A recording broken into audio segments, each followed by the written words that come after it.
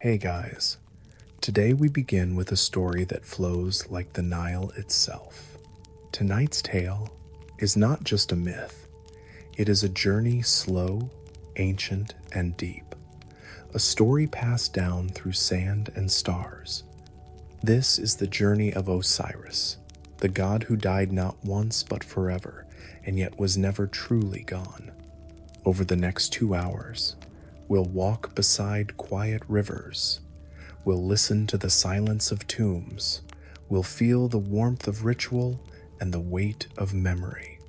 We'll meet Isis, who searched for her beloved across the ends of Egypt, and Horus, born in secret, destined to bring balance. We'll descend into the underworld, where Osiris waits not as ruler, but as stillness itself. The story is not told to be dramatic. It is told to rest in, to breathe with, to drift beside. Let the sound of the fire comfort you. Let the slow rhythm of the words carry you. And when you feel your eyes begin to close, remember, this is not an ending. This is a return. Before you settle in and get comfortable, take a moment to like this video and subscribe, but only if you truly enjoy what I'm doing here. In the comments, let me know where you're tuning in from and what time it is where you are. It's always fascinating to see our sleepy little myth-loving community stretch across the world. And if there's a particular myth, legend, or story you'd love to hear next, share it below. I'm always listening. Now, dim the lights, let your thoughts slow down, and let's drift gently into tonight's story. The Nile was not yet awake, but it was not asleep either. It waited. It always waited. The air above the river was warm, but not heavy. A quiet warmth, the kind that wraps itself around the skin like linen left out in the sun. The waters moved slowly, thoughtfully, as if each ripple was remembering something. The reeds that grew along its edges swayed gently, whispering secrets to one another. Their tips curled slightly in the breeze, golden in the sunlight. The kind of gold that does not dazzle, but hums quietly, like something very old, like something sacred. The land beside the river was flat and wide, stretching endlessly toward the horizon. The soil, black and damp, smelled of life, not just of growth, but of decay too, of endings and beginnings, of things that had once bloomed and would bloom again. The earth in Duat the people would one day call Egypt was not still. It breathed, slowly, patiently, just like the Nile. At the time, no humans walked this land. Not yet. There were no farmers, no priests, no markets filled with jars of honey and folded linens, no sandals on packed earth, no laughter, only the rhythm of things that did not need names. The croak of distant frogs in hidden pools, the shriek of ibis in the distance, the buzz of something unseen just beneath the surface, a timelessness that pulsed like a heart beneath sand. And above it all, the sky, pale, endless, steady. During the day, it was the color of powdered stone. At dusk, it burned low with amber and rust. At night, it was deepest blue, pierced by stars that seemed too bright, too near. The stars did not twinkle here. They stood still, as if watching. And from the stars, the gods watched too. They did not walk upon the ground. Not then. They moved like wind, like memory, like scent and thought and intention. But they were present, all of them, silent, observing. Among them was Osiris. He was not a man yet, not a figure of flesh or of stories, not a statue in a temple or a name whispered before burial. He was presence. He was what the Nile felt like when it was calm, what the wind sounded like when it passed through palm fronds, what the earth smelled like after rain. He was order. Before order had form, he was patience.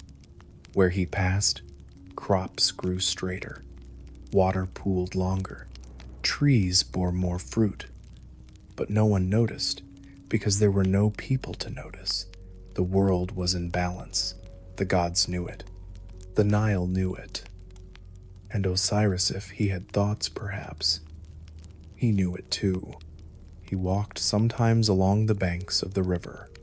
His footsteps left no mark. His form shimmered just barely, like heat above the stones.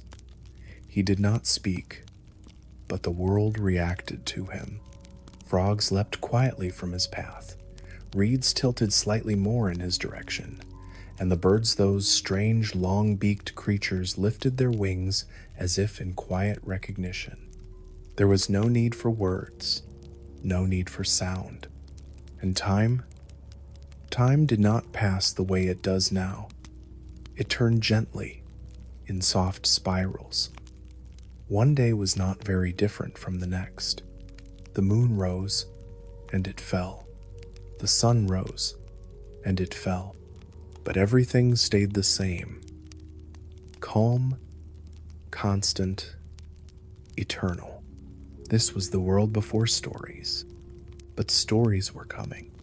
Osiris, if he could have known, might have felt the shift. A murmur in the sand. A pause in the wind. The first weight of a future betrayal, long before it was real. But even if he did, he would not have stopped walking. Not then. In the distance, the desert loomed. It did not shimmer. Not yet. It was dry, yes, and empty, yes, but it had not become cruel. Not yet. The desert was a place of silence, not suffering. It was still. It had not been claimed. Seth would change that. But for now, the sand was untouched. The dunes were soft. The stones were smooth. They knew the heat of the sun, but not the fire of anger. Osiris paused at the edge of the river. The sun had begun to dip, casting long shadows across the water. He looked out across the current, not with eyes, but with attention. A heron lifted from a tree and drifted slowly, its wings barely making a sound. The light faded. The sky turned lavender, then deep blue. Stars appeared one by one, and somewhere, beyond the sight of any mortal, Ma'at stirred. She was balance. She was truth. She was the breath of justice that kept all things aligned. Her feather would one day weigh hearts. Her presence was already here, woven into the curve of the horizon and the hush of twilight. Even before death, she was present.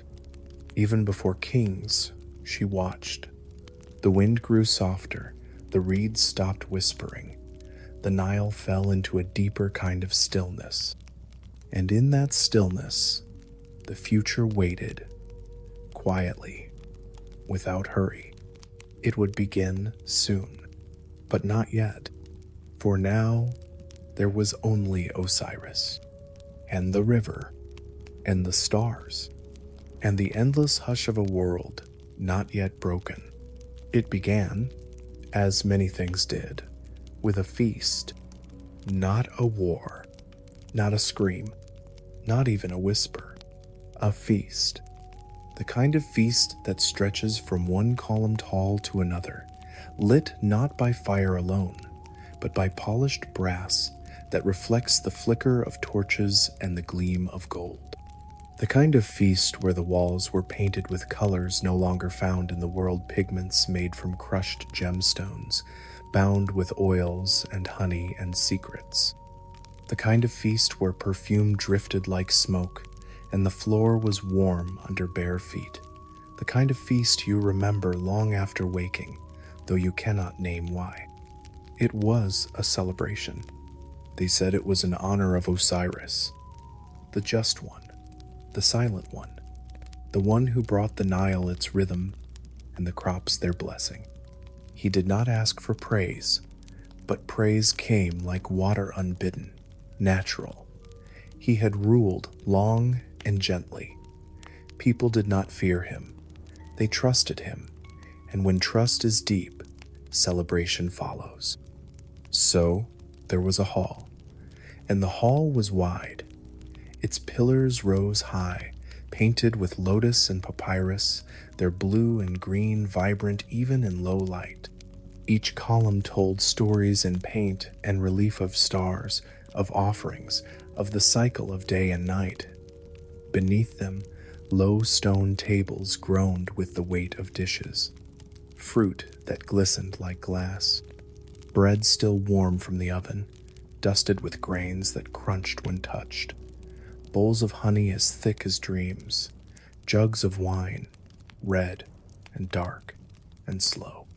And around these tables were the guests, not mortals, not yet.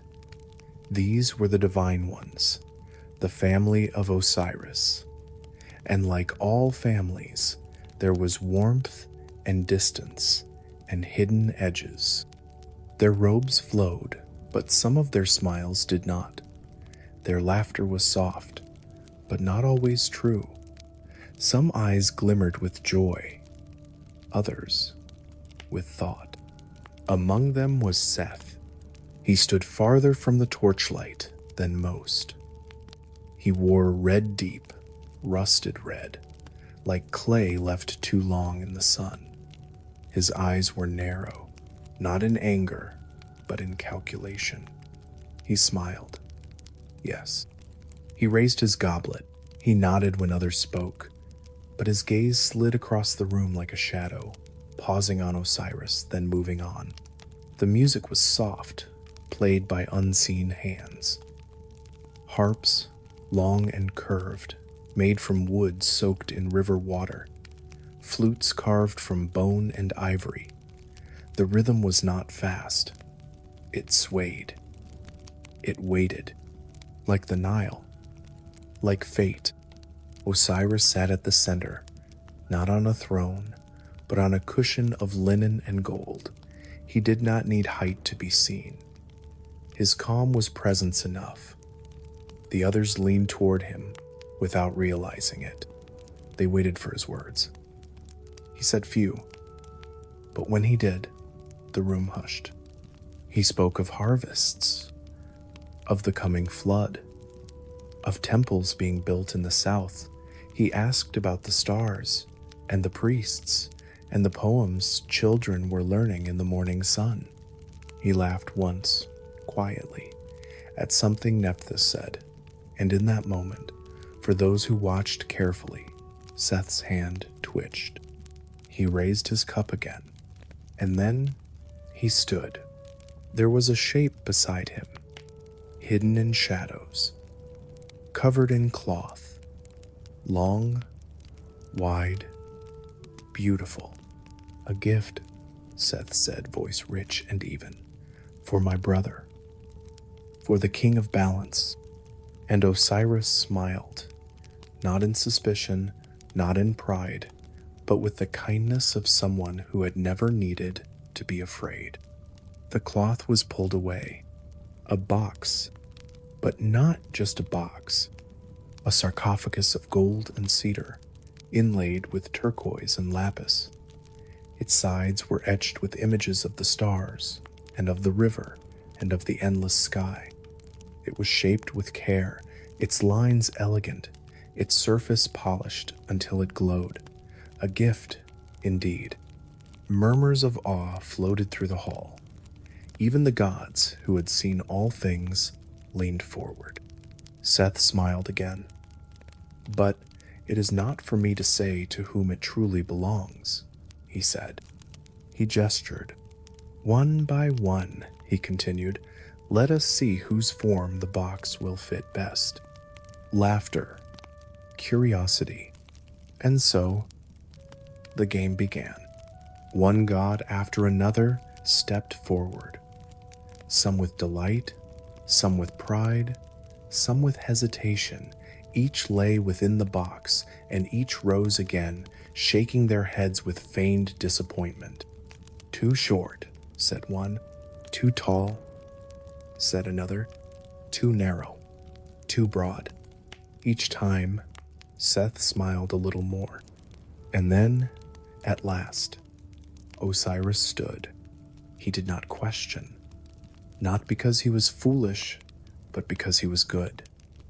He did not doubt the brother who offered him a gift. He did not fear a game that had brought laughter to the room. He moved with grace, as always. Slowly, thoughtfully, he stepped into the box. It fit perfectly.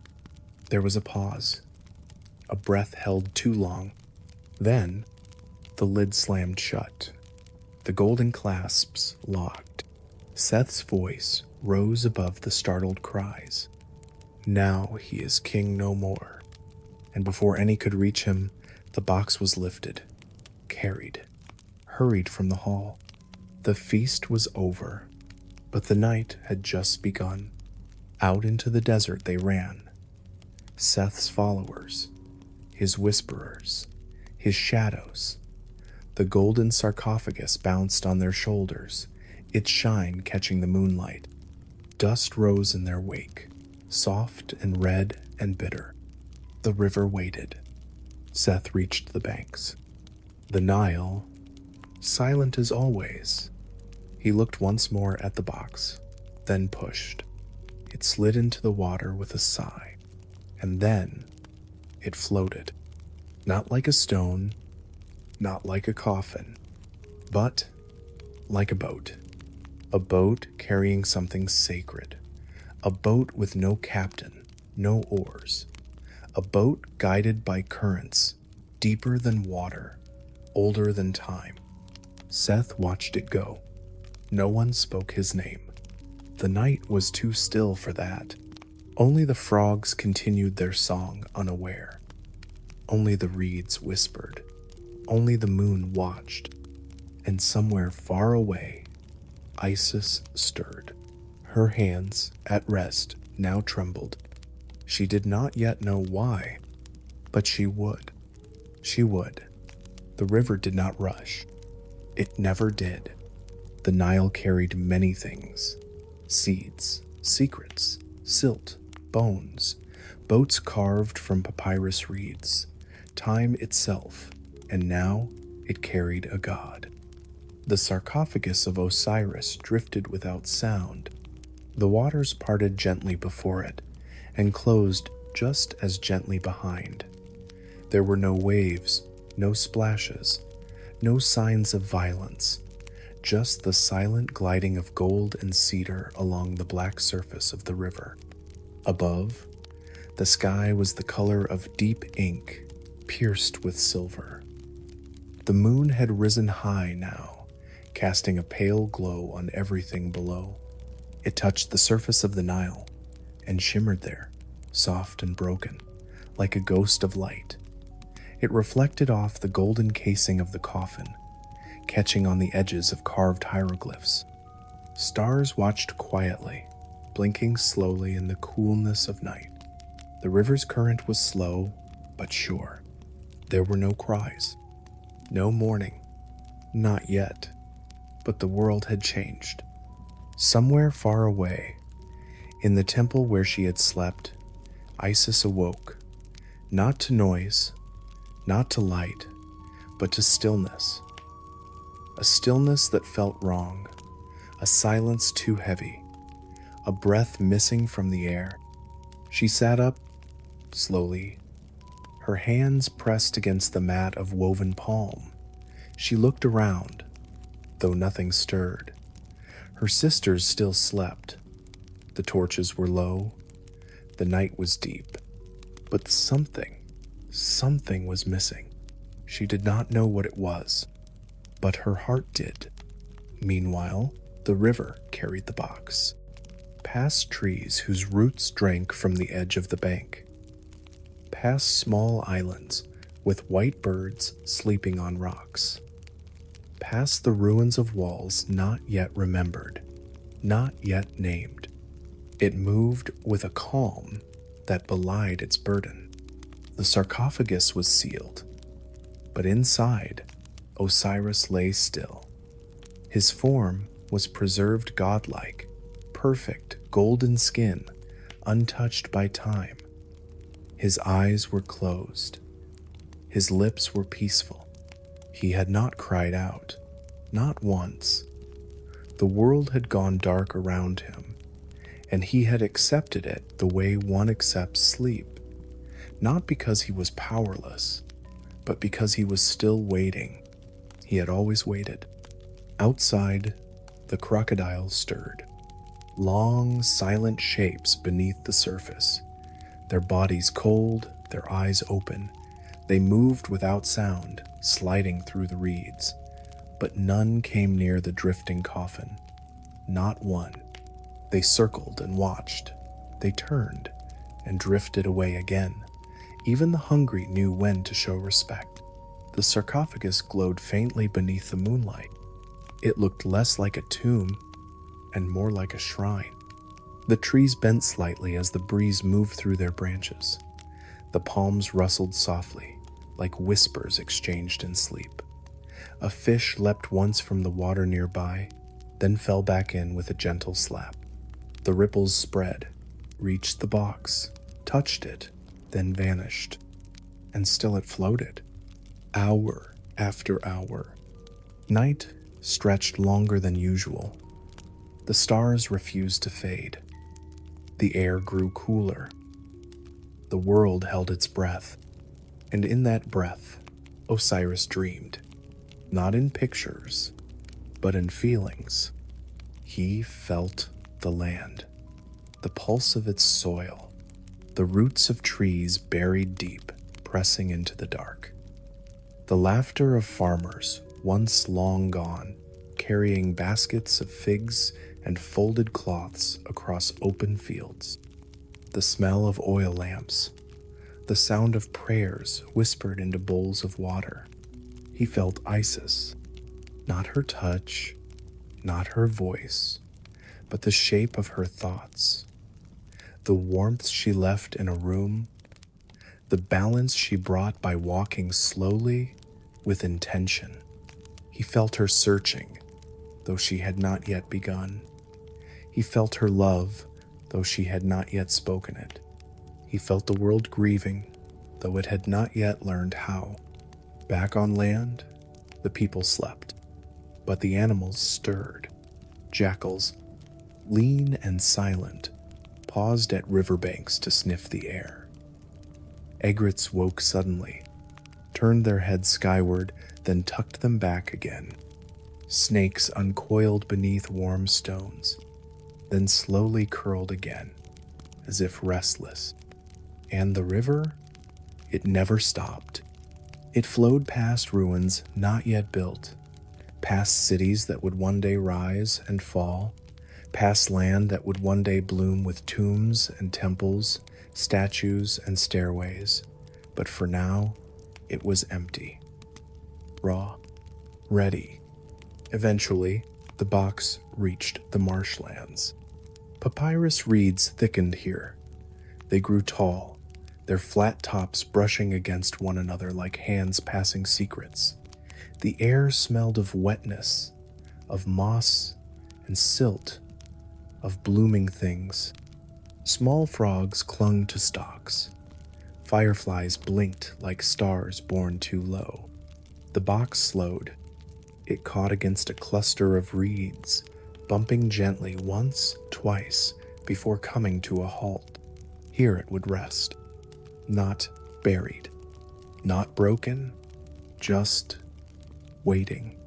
It lay beneath the sky, hidden by plants and shadows, still golden, still silent. And far away, Isis wept. Not loudly, not with gasps or cries, but with stillness, with the kind of weeping that sits behind the ribs, that fills the lungs and makes the air too thick. She stood at the threshold of the temple. She looked at the stars.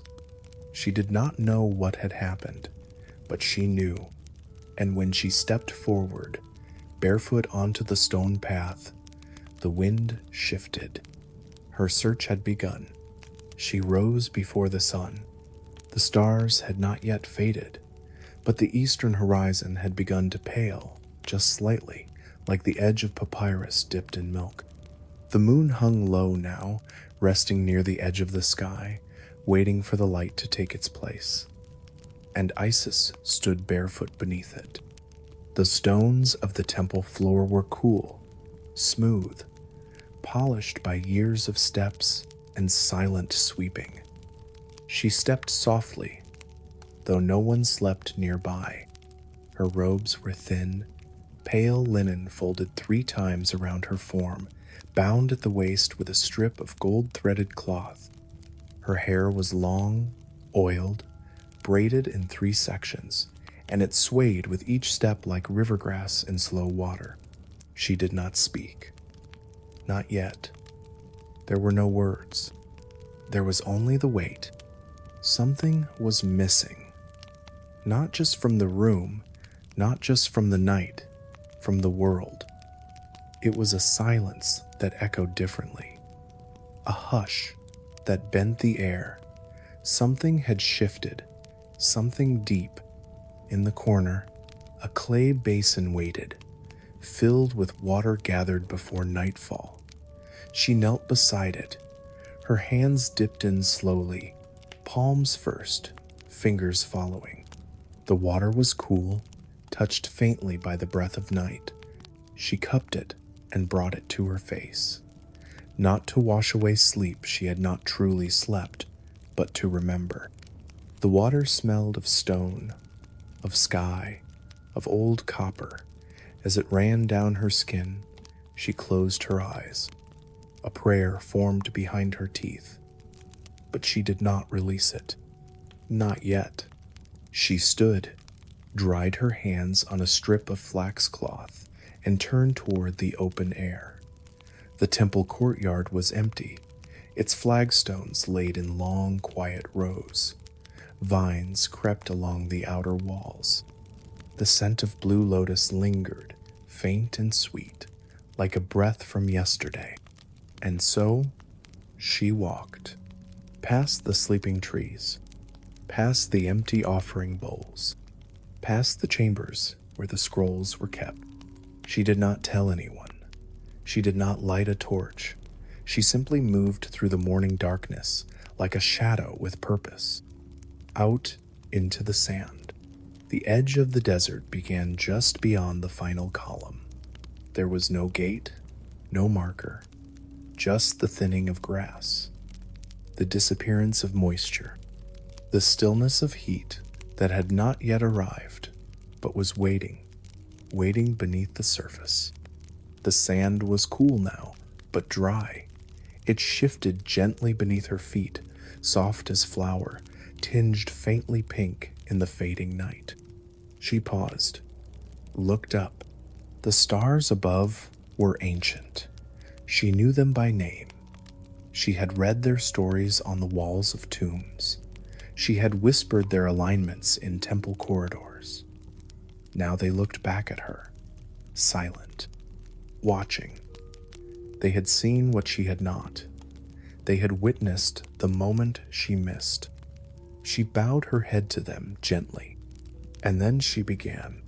Isis walked without path. The desert did not offer roads, only signs. A trail of disturbed pebbles, a knot in the wind, a change in the scent of the air. She noticed each one, the way the dunes curved unnaturally, the way the birds had flown west instead of east, the way her own heart stilled when she crossed a ridge and felt the wind fall silent. She walked alone, but the desert was never empty. In the distance, jackals moved small, silent shapes between the rocks. A beetle crawled across her path, dragging a ball of sand with determined precision. A lizard blinked slowly from the shadow of a stone. Even in stillness, life waited. She stopped beneath an acacia tree. Its branches reached crookedly toward the sky, thin and leafless, but still it stood. Its roots held tight to the earth. She placed her palm against its bark. Warm, dry, rough. She closed her eyes and breathed. The first prayer came like a hum, low, without words, a vibration in her chest, not a cry for help, but a remembering. She remembered Osiris, not his power, not his crown, but his stillness, his voice when it was soft, his hands when they touched the side of her face without urgency, the way he stood in a room not to dominate it, but to quiet it, the way he listened. She remembered how he waited before speaking, how he let silence sit between them like a warm animal, not feared, not forced away. She pressed her forehead against the bark. The tree did not move, but the wind stirred. From that moment, her journey deepened. She moved east, then north, then west again. The desert did not yield easily. It offered no certainty, only pieces. A broken amulet found half buried in sand. A dream that woke her just before dawn, filled with symbols and shadows. The way a shadow crossed her path at dusk, shaped like a falcon, then gone. Each clue small, but real. At night, she rested. Not in homes, not in temples. On the earth. She carried with her a bundle of cloth-thick linen dyed indigo, with a constellation stitched in silver thread across one corner. She would spread it upon the sand, lie upon it, and stare upward. The stars told stories, and she listened. Sometimes she boiled water with desert herbs, leaves from thorned bushes, bark from a dying fig. She drank it slowly, letting the warmth move through her. Other nights, she ate dates pressed with crushed almonds, a gift from a traveler she passed who did not know her, but bowed when she spoke. Always she moved alone, but not forgotten. At the edge of a dried riverbed, she found the first sign, a boat, small, split at the center, burned around the edges, abandoned. There was no body, but the shape of it, the way it faced, the way it had been left. She knelt beside it and placed her hand on the wood. Cedar. Osiris had loved cedar. Its scent, its strength, the way it burned not with flame, but with soul. She closed her eyes. The dream came again. A box, floating, gold, water, silence. She saw it, not with eyes, but with feeling. She felt the shape of the box, the weight of its sorrow. She saw reeds. She saw the glint of moonlight. She saw hands pushing it into water. When she opened her eyes, there were tears, but they did not fall. They remained inside, quiet. She stood, turned north, and continued. Each day, she covered miles. She crossed stones that shattered beneath her steps. She wove between ruins swallowed by sand. She drank from wells dug by hands long dead. She passed caravans, veiled merchants, children who looked up at her and smiled, though they did not know her name. Sometimes she healed. A child with a fever, a mother with a wound, a man whose dreams had turned to ash. She touched them, not with magic, with presence. And they slept, and they woke, and they remembered her, though they did not know how. She left no mark behind, only change. In time, word began to spread. A woman walking, alone, with eyes like dusk and voice like wind. Some said she searched for a treasure. Some said she was a goddess returned. Others said nothing, only crossed their arms and nodded, as if they had been waiting. In the seventh village, she found the scent, faint, like water that had once held gold. She followed it, down toward the marshlands, to the edge of the river, where the reeds grew high, where frogs sang low songs, where fireflies blinked slowly. There, partially hidden by green, wrapped in silence, resting upon the water, was the box, golden, still, unmoved. She fell to her knees, but she did not cry. She placed her palm upon it, warm, still warm, and the wind passed softly through the reeds, like breath, like welcome, like return. The river had given her the gift, but the gift was not hers to keep. She sat beside the golden box for 3 nights. She did not open it. She did not try.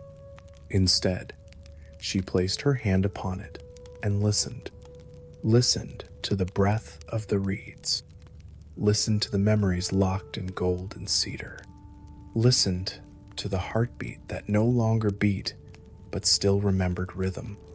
Each night, she lit a small fire, not for warmth, the marshes held the heat, but for light, for Osiris. The flame flickered low, fed by slender branches, dry bark, crushed papyrus. She sat beside it, her legs folded beneath her, her eyes watching the shimmer of the water. She did not speak aloud, but the wind carried her thoughts, and perhaps the wind, in kindness, whispered them into the box. By the 4th morning, the reeds had grown restless. They leaned to one side, then to another. Birds flew low, wings sharp against the sky. The water shifted, and she knew this was not the place. The box had not stopped because it had found home. It had stopped because it had waited for her. Now it called her onward. She stood. She wrapped the box in woven cloth, thick linen, dyed dark with ash and salt, not to hide it, but to protect it. Then she called to the river, not with voice, with gesture. The papyrus grew still, the birds vanished, and the current stirred. She pulled a small raft from the reeds that had waited there, as if shaped by invisible hands. She laid the box upon it, stepped on behind, and the Nile took them, southward, then westward, then out toward the sea, the great open sea. Isis had never sailed so far, but she did not fear. Fear did not live in her bones, only purpose. The water changed. It lost the warmth of the Nile, gained the cool taste of salt. Its scent was sharper now, brine, fish, wind. Its color deepened, turning from brown to blue to something darker still. The stars above were the same, but they looked thinner now, as if watching from farther away. The raft carried them gently, but not slowly. It moved like a dream half remembered, like thought given shape. During the day, Isis wrapped her head in cloth, white and wide, to guard against the sun. She drank little, ate even less. Only dates soaked in oil, only water from a sealed jar drawn before she left the temple. only silence. At night, she lit no fire. Only the moon watched them, and the moon asked for stillness. She whispered again to the box. "You are not lost," she said. "You are not broken. You are waiting." The winds listened, and they blew her gently onward. After 7 nights, land rose on the horizon. Not Egypt, not sand, but stone, cliffs of pale gold and rose, stacked like frozen waves. Trees grew along their tops, tall, straight, evergreen. Not the palms of home, cedars. She knew the stories. The trees of the north, strong, fragrant, sacred, their trunks carved into temple doors, their scent used in burial oils, their wood burned in rituals of memory. She disembarked at dawn. Her feet touched sand again, but this sand was rougher, thicker. It clung to her robes. The box she lifted carefully, strapped it to her back, moved inland. The sun here felt different, cooler, but brighter, sharper around the edges. She followed the scent of the trees. They grew in wide groves planted by no hand, but standing like guards. Tall, still, 1,000 arms raised toward the heavens.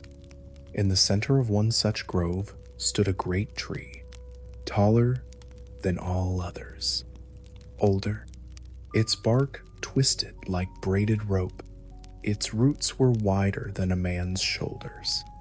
Its scent was strongest here, resin and smoke and sleep. She paused, and she saw it, set into the base of the tree. Almost fused with the trunk was the box. Her box, his box, wrapped in bark, held tight by roots, swallowed by time. She stepped forward, touched the wood. It pulsed, not with life, with presence. The tree had embraced him, not in malice, in reverence. She closed her eyes. This is where he had drifted. This is where the sea had taken him. This is where he had become part of the land. But this land was ruled, not by gods, by kings. And this tree, this sacred ancient tree, stood within the gardens of a palace, the palace of Byblos, built from white stone, crowned with gold, surrounded by walls lined in ivory and song. It was a place of beauty and of pride. Isis wrapped herself in linen once more, pulled her veil low, tied her braids with thread soaked in myrrh. She stepped toward the gates. She did not shout. She did not demand. She waited. When the queen passed by, carried on a litter of silver wood, Isis bowed. Not deeply, just enough. The queen saw her, paused. "What are you?" the queen asked. "A weaver," Isis said. "A nurse, a singer of songs, a servant of the old ways." The queen saw the calm in her face, the silence in her breath. She brought her into the palace, not as a guest, as a helper. Isis did not protest. Inside the palace, light poured through latticed windows. The air was thick with perfume rose, saffron, cedar. The floors were tiled in blue stone, the walls painted with images of rivers and battles and birds. Isis was given a place among the servant women, a cushion on the floor, a bowl for washing, a robe of pale gray. She worked, wove cloth, sang lullabies, ground herbs for tea, listened carefully. She learned of the tree in the garden, how it had grown faster than the others, how its scent calmed restless dreams, how its bark glowed at sunset, how the queen had ordered it left untouched because it whispered at night. She waited. She brewed potions for the queen's sleep. She told stories to the prince at dusk. She kissed his forehead when he woke, and he called her the soft one. And at night, when the palace grew quiet, she slipped out to the garden, to the tree, to him. She sat beside it, placed her hands on the trunk, hummed songs older than language, and the bark grew warmer beneath her touch. She did not ask it to release him. Not yet. She simply reminded it. He was loved. He was not forgotten. He was not meant to stay in silence forever. And the tree listened. The wind changed before the voices did. It was subtle at first, just a shift in temperature, a tightening in the air that passed through the palace garden like the breath of something watching. Isis felt it, not with her ears or her skin, but with that deeper sense that only comes in silence. She had been sitting at the base of the great cedar, her fingers pressed against the bark where Osiris rested inside. Her eyes were closed. She had been singing, softly, just above a whisperone of the old songs, the kind sung during harvest, when the moon was full and the grain lay in baskets. But the wind interrupted. It didn't tear through the trees. It didn't cry. It simply paused, as if it too was holding its breath. In the days that followed, the Queen of Byblos grew restless. She no longer smiled at the scent of lotus in her perfume. The young prince cried at night, claiming his dreams were filled with strangers standing at the edges of the room. Servants dropped vessels more often. The walls of the palace seemed colder. Even the great cedar tree, once the pride of the garden, began to lose its glow. Its bark no longer warmed at sunset. Its scent became sharper, like resin left too long in sun. Isis said nothing, but her hands moved faster when she worked. She swept longer. She ground herbs finer. She spoke less. Then the storm came. It was not a storm of thunder and rain. It was a storm of presence. Swadeed Add arrived without warning, without ceremony. He did not walk through the front gates. He did not bow before kings. He came as a whisper first knew spreading through the town below, of a tall figure cloaked in heat, eyes sharp as obsidian, hands gloved in dust. Then he came as shadow long, unmoving, stretching across the marble of the palace floor at dusk. And then he came as man, brother, rival, silence. He entered the garden just before sunrise. The servants did not stop him. The guards did not move. They felt him before they saw him, and when they saw him, they lowered their eyes. Even the birds, nestled in the trees, did not call. They watched. Seth stood before the tree. He did not speak. He placed one hand upon the bark, then drew it back slowly, his fingers sticky with sap. His lips curled not in joy, not in rage, but in a kind of cold acknowledgement. He had found what he was looking for. He had not expected it to be here, wrapped in roots, hidden beneath incense and lullabies. But it was him, Osiris. Isis was not there. When he opened the tree, she had been called away by the queen's sudden illness. By the time she returned, the garden had changed. The cedar stood open at its base, as if split by an unseen blade. The bark peeled outward like the petals of a flower caught mid-bloom. The golden box, was gone. She did not scream. She did not run. She simply stood and placed both hands upon the split bark. It was cold now, hollow, empty. The songs had stopped echoing back. Far away, beyond the palace walls, beyond the gardens, beyond even the sea, Seth moved quickly. He traveled alone. He carried the box not in arms, but in thought and magic, in rage, in will. He did not need ships. He did not need paths. He moved through the land like wind through scorched grass, and he brought with him a stillness that was not peace. He found a place where the desert met rock, where the sun burned harder, where the air was dry enough to flake skin from bone. He placed the box there. He did not open it gently. He tore it. Tore the cloth, tore the gold, tore the silence.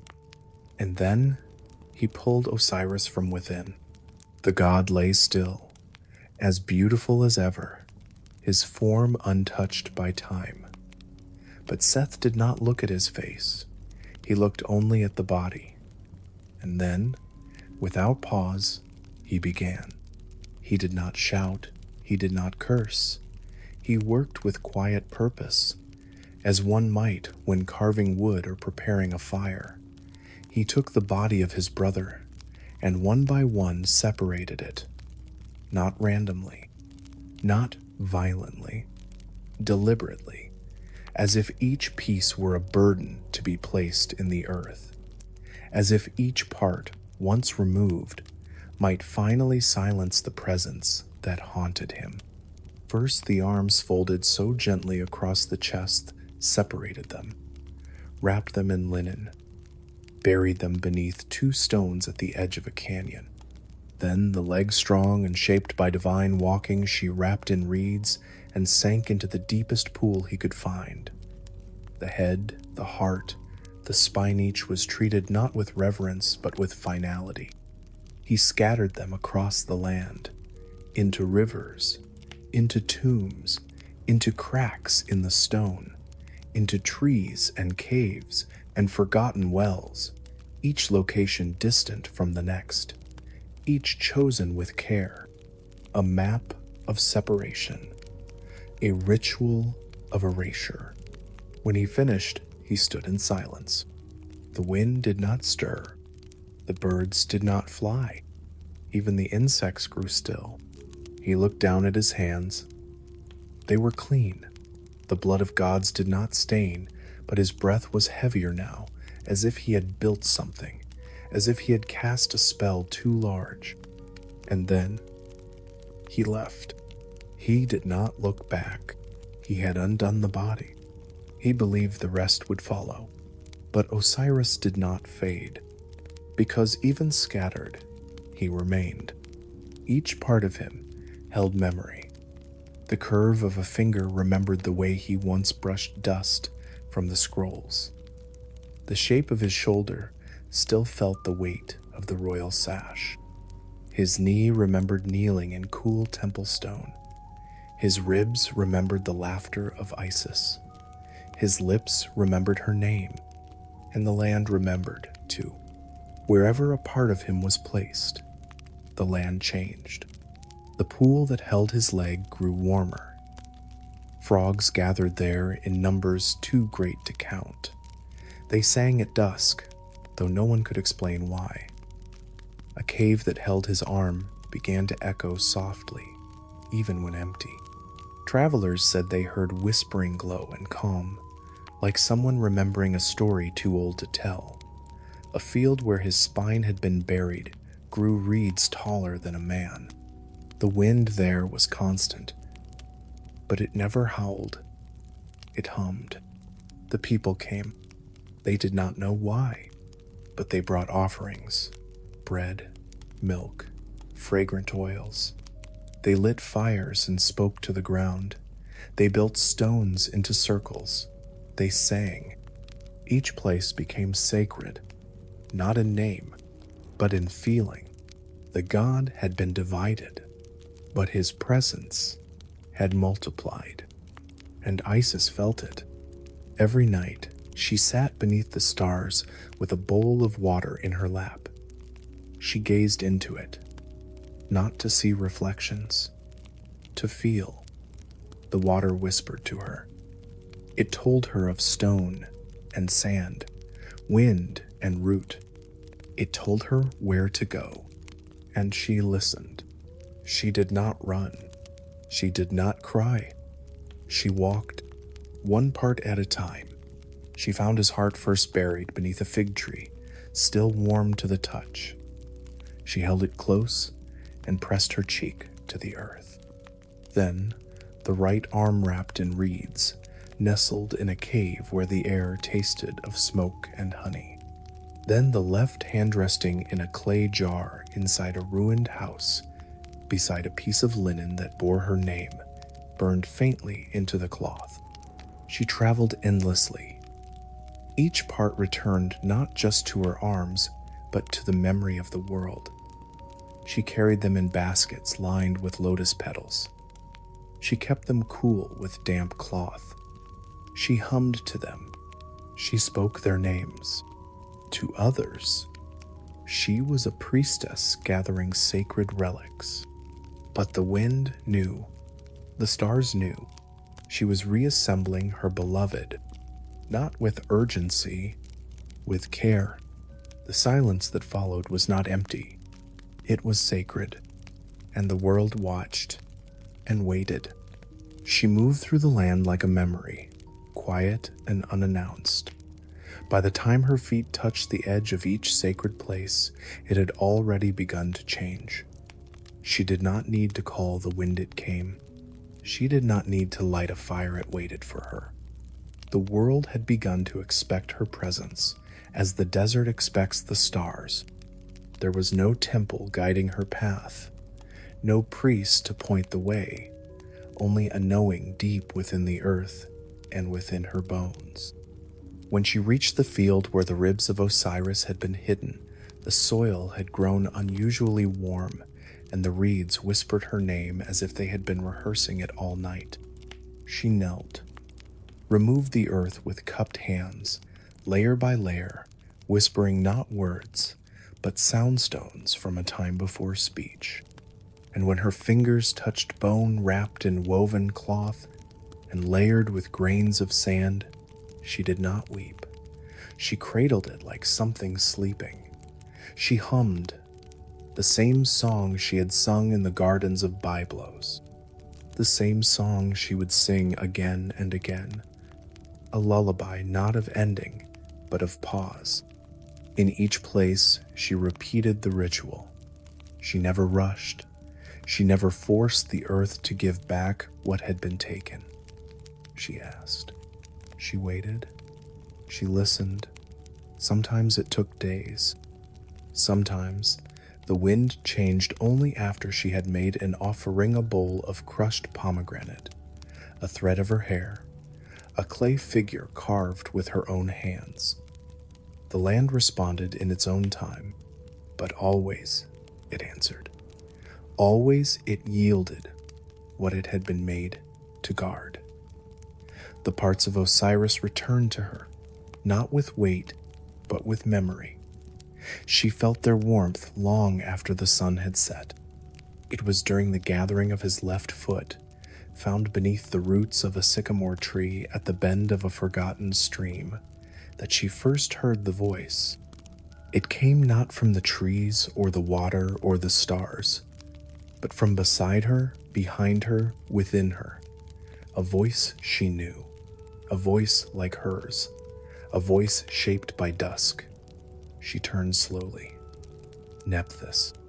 She stood quietly, her robe the color of ash, her eyes rimmed with kohl that had smudged from days of travel.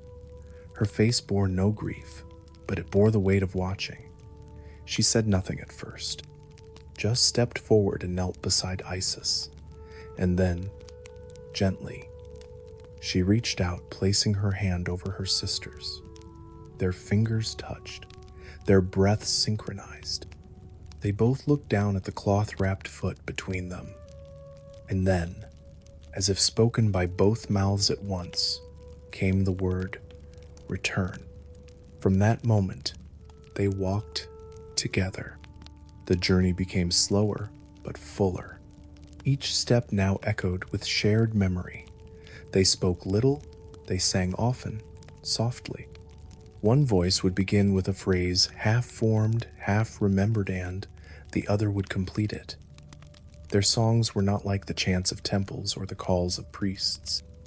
They were rounder, older, more circular, made of repetition and breath, made to lull the soul back into its shape.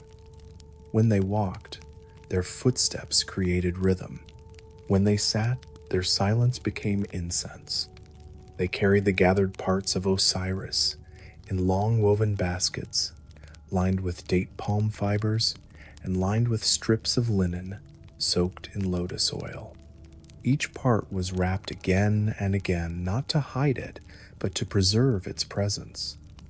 The scent of the oil mixed with the dry air, creating a trail that animals followed and flowers turned toward. They did not rest in villages. They did not stop at wells. They found shelter beneath acacia trees and beside fallen stones. Each night, they laid out the parts as if setting a table not for supper, but for ceremony. They would sit around them, whispering praises, memories, stories from when he walked the earth whole. They recalled how his hands once healed a sick ox with a single touch, how his laughter once made reeds bend toward the sound, how he once watched the sky for 3 days without blinking, listening to the stars shift their paths. These were not grand tales, they were quiet ones, the kind shared between sisters, between those who loved. In one place, the cave where the spine had been buried, they found a breeze that spoke in chords.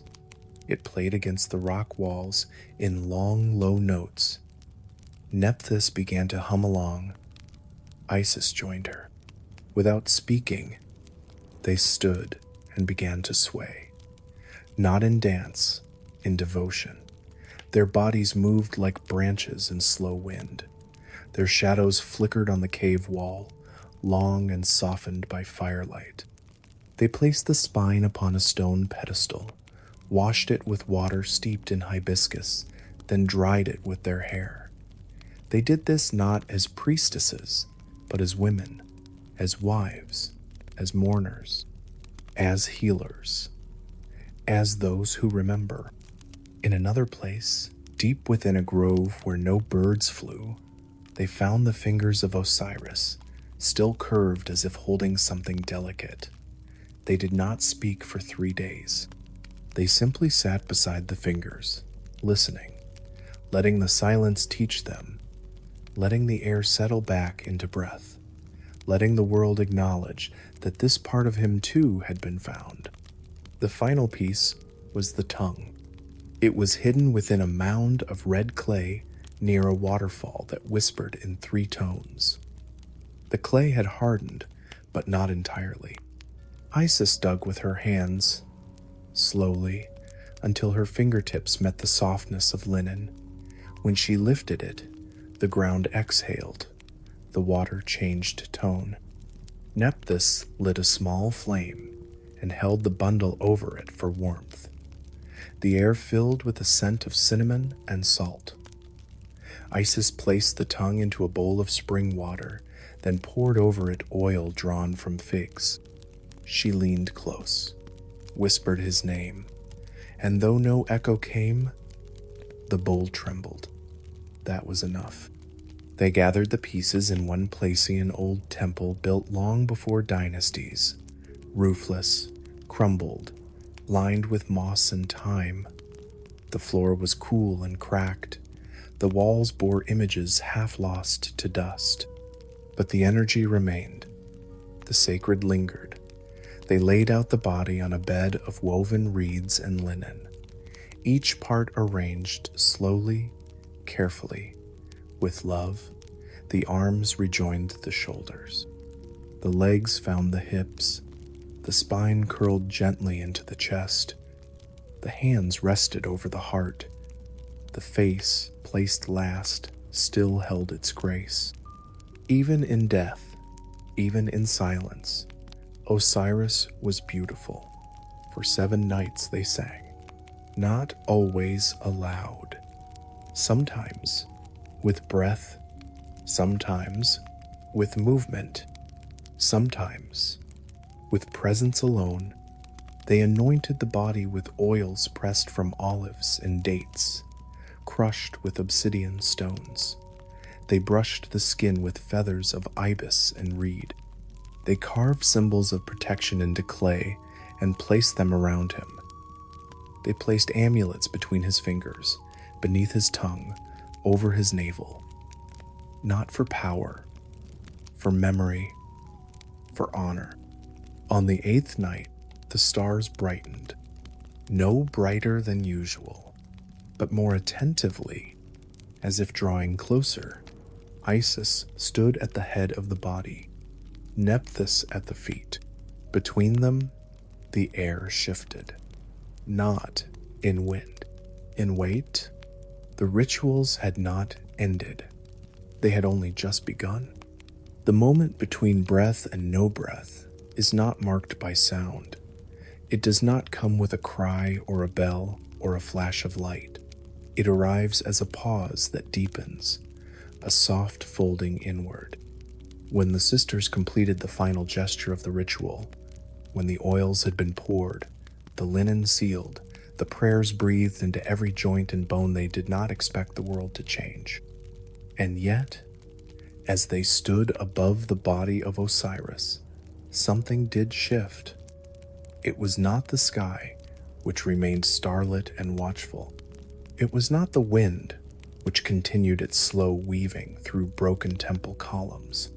It was something else, the weight of the air, the echo of stillness, the sense that beneath the earth, something had begun to stir. Osiris did not rise. His body lay as they had placed it whole now, and wrapped in reverence. But inside the silence of the temple, his essence had loosened, like a thread pulled gently from cloth. His soul, untethered from its form, did not flee. It did not rise. It turned inward. It turned downward, toward the deep, toward Duat. There was no sudden drop, no fall, no tunnel of light. Instead, the descent began as a soft darkening, a dimming of memory, a lessening of sensation. The cool stone beneath his feet became deeper, heavier, until it no longer felt like stone but like night. The sounds of the temple faded, not abruptly, but like a shoreline receding behind a ship. The last thing he heard was Isis whispering a name his Namenot in plea, not in sorrow, but in remembrance. And then there was only stillness. Duat was not a single place. It was not a hallway or a chamber or a cave. It was a landscape of shadows that remembered being light. It was the reflection of a world, but slower, quieter, and stretched by time. The stars here were not overhead, but beneath the ground, pinned to the underbelly of the world like embers caught in stone. The sky was not above, but within. Osiris walked not on sand, but on thought. The air moved like memory, warm and cool at once, brushing gently against the soul, reminding it of what it had lost and what it might find. He did not see his own feet. He did not need to. His path was not marked by signs, but by sensation. A faint pull forward, a sense of yes where other ways felt no.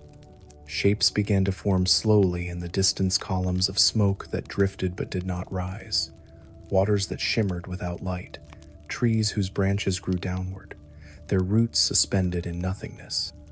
Nothing was loud here. Nothing rushed. Duat did not demand. It invited. As Osiris walked, the silence grew fuller. It was not empty. It was inhabited. He began to feel the presence of things before he saw them. Beings of great age and shape, their forms indistinct, wrapped in linen and starlight. Some passed without sound, their gazes inward. Others stood still beside rivers that did not flow, watching him without eyes. They did not threaten, they did not greet, they observed, as if they too had once been gods, and now were watchers of the path. There were rivers, yes, but not like the Nile. These waters did not glisten, they pulsed, slow and wide. Their surface held no reflection. If a stone were dropped into them, it would not sink. It would vanish. Osiris did not approach them. He did not need to drink. The thirst here was not of body. It was a thirst of clarity, of peace. And Duat did not quench it, revealed. He passed through a forest made of shadow. The trees had no leaves. Their trunks were tall and narrow, carved with symbols that glowed faintly as he moved among them. The ground beneath was soft, made not of dirt, but of forgotten names. When he stepped, the ground remembered him. Each footfall echoed backward through time. He did not feel fear. He did not feel joy. He felt continuation. And then came the gate. The first, tall, wide, forged not of stone or wood, but of silence itself. It stood alone in the vastness, framed by columns carved with time. On its surface, images moved slowly, like the breath of flame. Stories from his life, his birth, his laughter with Isis, the curve of her hands, the garden in Byblos, the betrayal, the box, the drift through the marshes.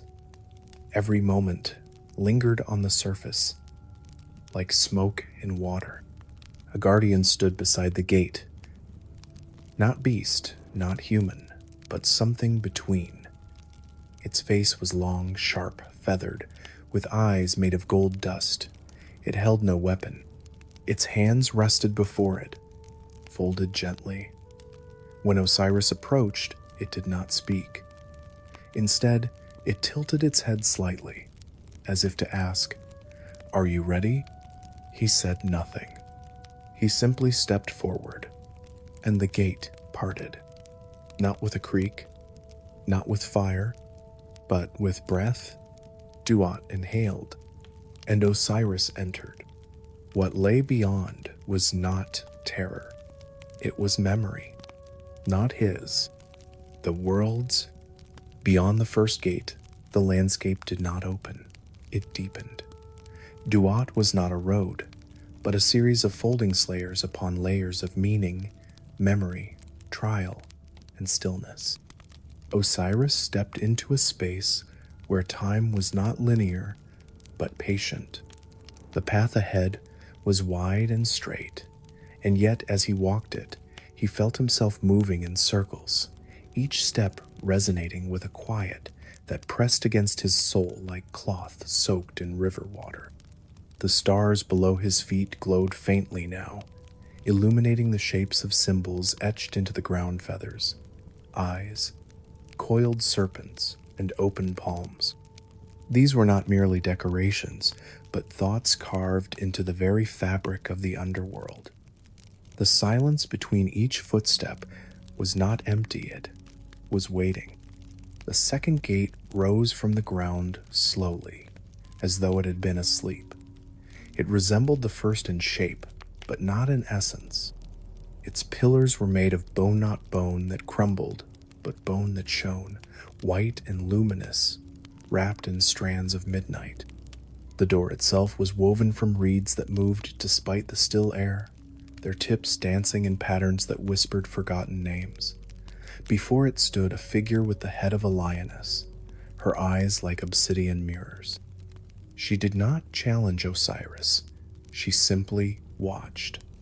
Her breath moved the reeds. Her silence was not passive, but purposeful. Osiris bowed his head, not in submission, but in remembrance.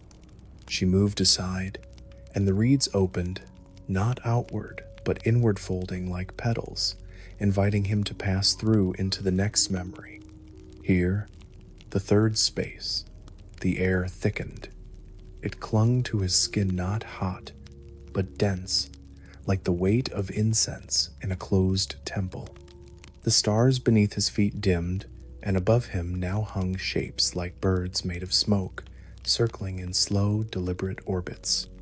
Their wings made no sound, but their shadows passed over his form, leaving a faint tingling in his soul, as though each carried a piece of him away, or perhaps returned something he had lost. In the distance, the third gate waited. It was low to the ground, shaped not like a doorway, but like a mouth carved into stone. Around it, 7 small flames hovered, burning with no source, their light blue and wavering. A voice cannot spoken, but formed within his chest. "Do you carry regret?" Osiris did not answer with words. He stepped forward, and as he passed through the gate, the flames drew inward, circling him once before, vanishing into his steps. The fourth realm was dry, arid. It felt like a forgotten desert, though there was no sand.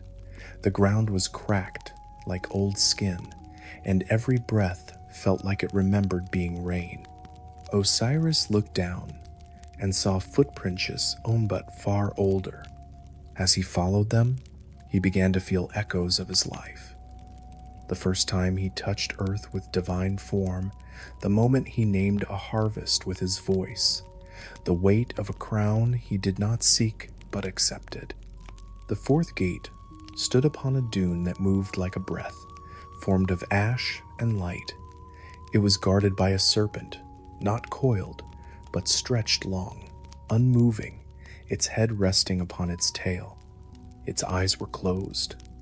As Osiris neared, it did not move, but a tongue of flame appeared in the sky above and wrote 3 letters he did not recognize, yet somehow understood. He walked through them as through mist, and the serpent faded like a thought released.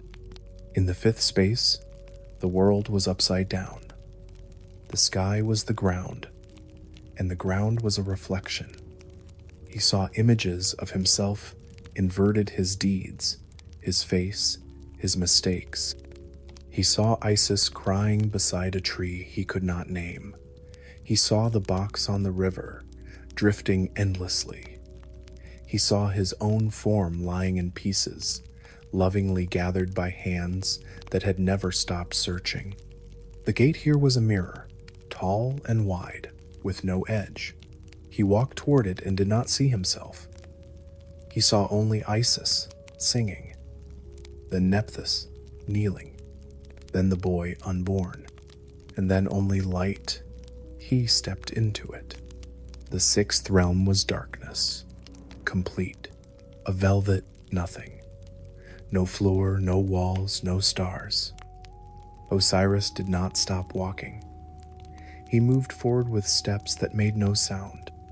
He began to feel as if he was dissolving not in fear, but in return.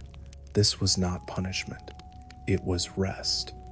The 6th gate came slowly into shape, a doorway formed entirely of breath. Every time he exhaled, it grew clearer. When he reached it, he placed his palm against it.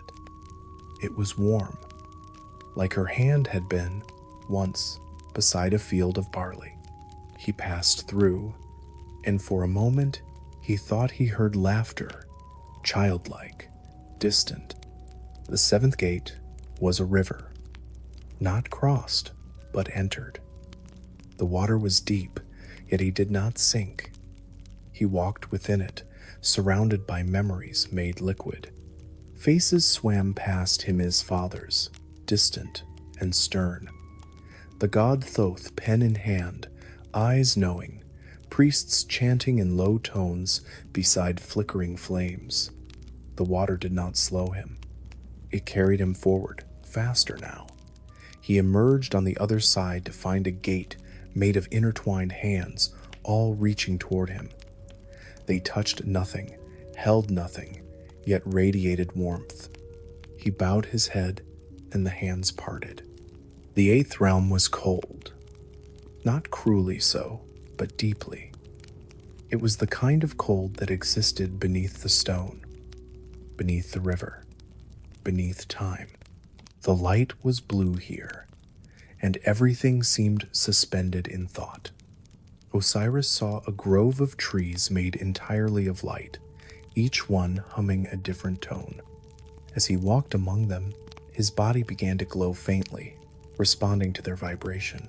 The gate stood beyond the grove, made of frozen tears.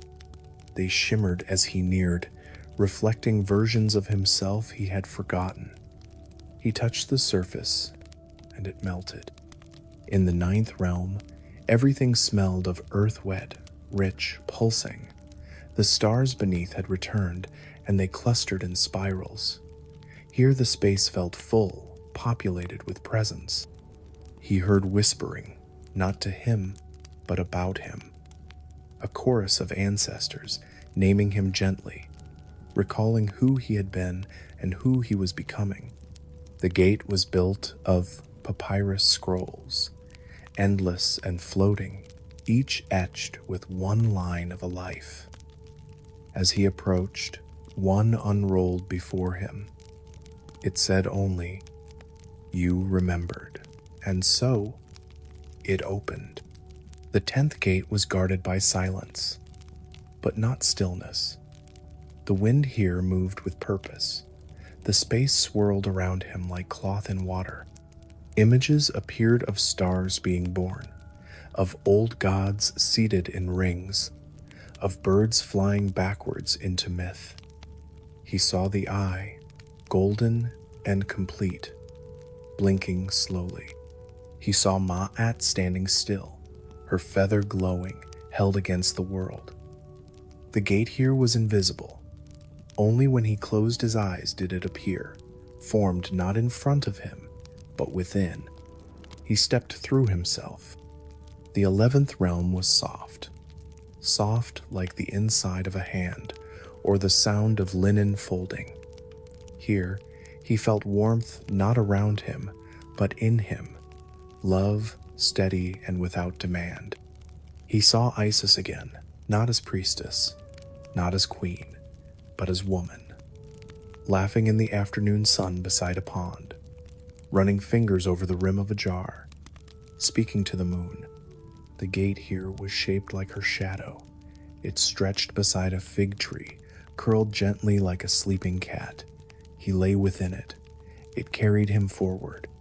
And then, the 12th gate. It was nothing.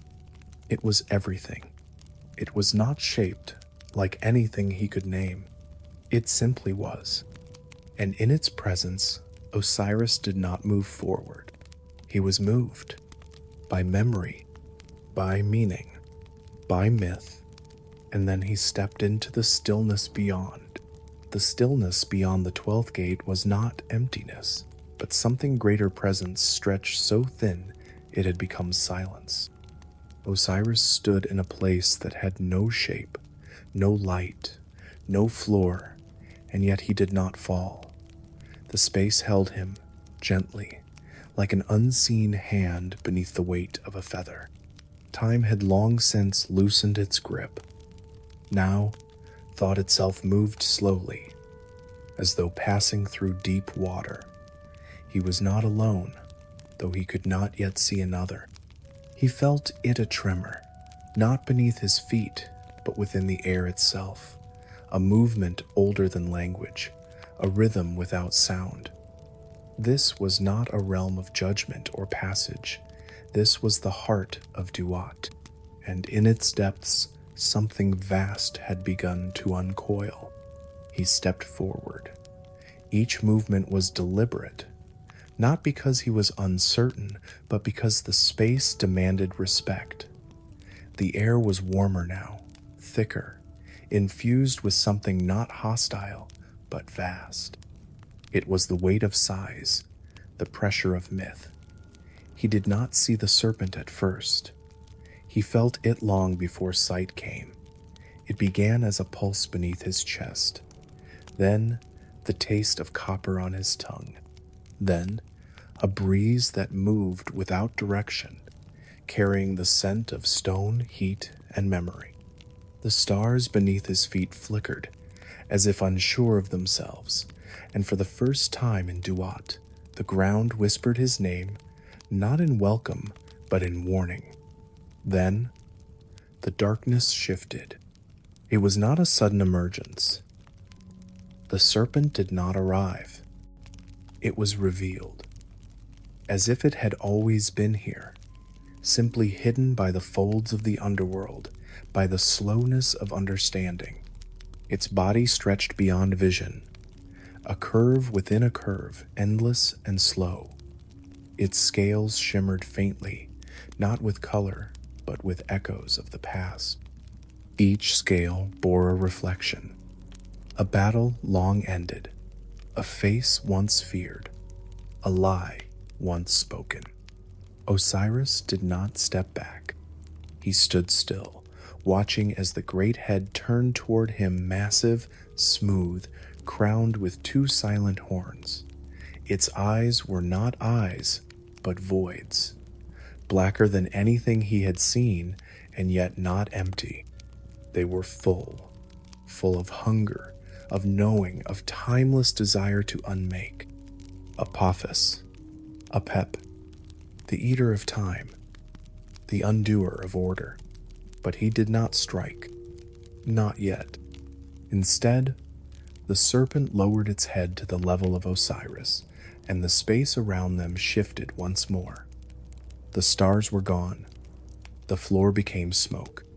The silence bent inward, like breath drawn before a word. The serpent's mouth did not open, but a voice filled the air, not spoken, but felt deep in the marrow. Why do you still walk? Osiris did not answer. The question was not one of speech. It was a test of being. He stood taller. He breathed not air, but will. His presence became the answer. I walk because I remain. The serpent's tongue flickered, a ribbon of light, and for a moment the world rippled. Shapes formed and vanished in the air around the memories, lives, possibilities. Osiris saw himself as king again, seated beneath the sun, offering justice to the people. He saw his death. He saw Isis searching. He saw his son, not yet born, standing atop a dune with the sky in his eyes. The serpent circled him once, slowly, and everywhere its body touched, the light dimmed, but Osiris remained. Then came the test. It did not pounce. It did not roar. Instead, the serpent opened its mouth, and from within poured silence so vast, so total it erased thought. Not pain, not harm, erasure. The kind of silence that says, "You were never here." The kind of silence that dreams of endings. It wrapped around him like a tide, thick and slow and final, and yet did not vanish. His heart remembered rhythm. His soul remembered stars. His breath was steady. He became still. He did not fight the silence. He existed within it. He held shape. He held memory. And slowly, the silence passed. The serpent closed its mouth. It watched. Osiris did not move. And then the impossible. It lowered its head, not in defeat, but in recognition. He had not destroyed the darkness. He had endured it. The serpent did not vanish. It coiled again into the depths, folding itself back into the edges of the world like smoke into wind, and Duat breathed again. Light returned, faint but steady, and ahead, another path. Osiris stepped forward, not stronger, not victorious, simply present, still. The path after the serpent was quieter than anything before it. Not empty, no space in Duat was ever truly empty, but still in a way that felt full, like a hall prepared for ceremony.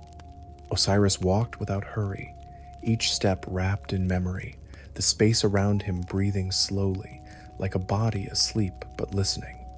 The ground beneath him shimmered faintly with threads of silver and ochre, forming lines that curved and intersected like veins in a leaf. Above him, the darkness thinned into a kind of blue, so deep it felt like stone. He sensed the presence before he saw it, the gravity of judgment, of measurement, of final knowing.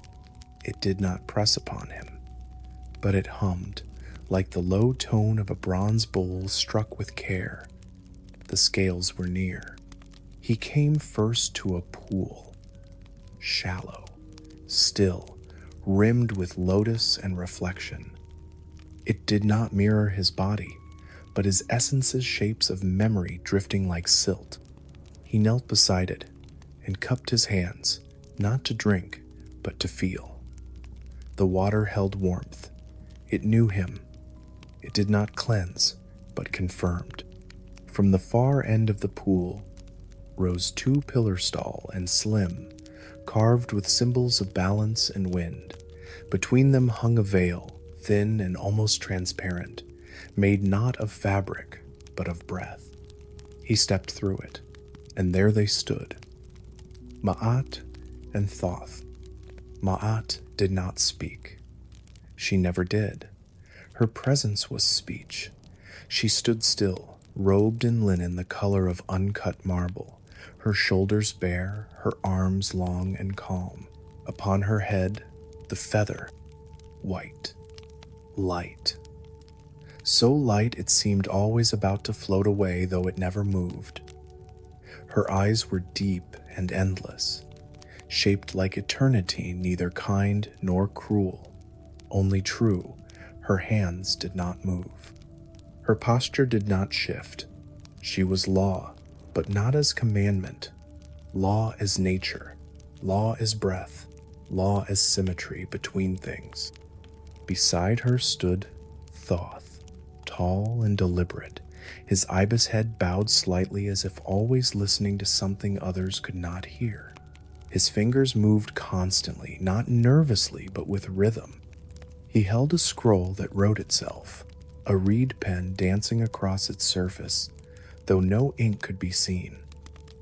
He did not look at Osiris. He looked at time. Between them stood the scales, not gold, not bronze, not stone. They were made of quiet. Two arms, suspended from a point that shimmered like the edge of a blade. One held the feather, the other waiting. No plate, no bowl, just space. Osiris stood before them, not with fear, not even with curiosity. With recognition, the air grew still. The veil behind him closed, though there was no sound. Thoth paused. The scroll pulsed softly in his hand. Ma'at turned her eyes toward him, not judging, only seeing. A voice filled the space, not spoken, not heard, but understood. What is the weight of your truth? Osiris said nothing. He stepped forward. He did not remove anything. He did not offer a heart, as mortals would. He stood still, and in that stillness something rose from within him. It was not visible, but it had shape. It moved from his chest to the empty arm of the scale, settling there like a breath, like a name. The scales trembled, just slightly, and then balance. Perfect. The feather and the soliloquy. There was no cry, no music, no judgment pronounced. Only a long breath, released by the world itself. Thoth nodded once, and the scroll folded shut. Ma'at closed her eyes, not in approval, but in continuity. The path behind Osiris faded, and before him a new gate, this one different. No pillar, no carving, no guardian, only a soft opening, like the parting of curtains before dawn. He stepped forward, not as a soul judged, but as a soul seen, not as a king, not as a ghost, but as one who had walked the path and remembered who he was. The path beyond the scales did not rise or descend. It extended forward, level and constant, like a line drawn across an endless surface. Osiris walked it slowly, not out of hesitation, but because something had shifted inside the air, inside his breath, inside time itself. Each step no longer felt like movement, but arrival. The space around him thickened, not with weight, but with reverence. He had passed beyond the gates. He had passed through silence, shadow, stillness, and memory.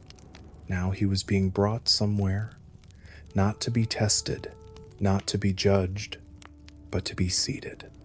The walls of the chamber appeared before he knew he was within them. They did not rise from the floor, nor fall from above. They were simply their columns of black stone flecked with flecks of stardust, rising in curves so wide they vanished into darkness.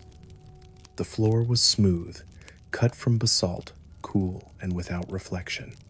Symbols shimmered softly across its surface, not carved, but pulsing like veins of old light, running through the ground like thought through memory.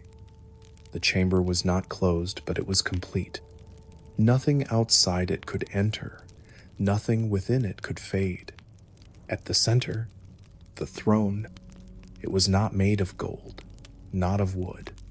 It was shaped from the same stone as the chamber, yet older, darker, more still. Its base curved outward, like the petals of a lotus, and its back rose high, bearing no inscription, no emblem, no name, for it did not need to declare who would sit there, the throne remembered. And now, it waited. Osiris approached it, his footsteps silent but deep. His breath, though no longer tied to lungs or air, moved gently as if in respect. He did not climb the throne. He did not kneel before it. He turned, slowly, and sat. In that moment, the chamber exhaled, not loudly, not with wind, but with light. Small threads of gold and blue emerged from the columns, drifting through the air like ash caught in a sunbeam. They circled the throne. They circled him. They wove themselves through his hair, across his arms, over his chest, not binding, not blinding, only settling, like dust upon a statue. A crown appeared not placed by hand, but formed by silence. A crook and flail crossed over his lap, not symbols of power, but of rhythm, of order, of what must be kept. His eyes remained open, but he no longer needed to see. His hands remained still, but they no longer needed to act. He had arrived at the place where all movement ends in awareness. The chamber grew darker, but not with fear. It dimmed into depth, into warmth, into sacredness. Torches appeared along the outer ring of the stone tall, their flames unmoving, their light golden and low. They lit nothing but each other. Their presence was symbolic.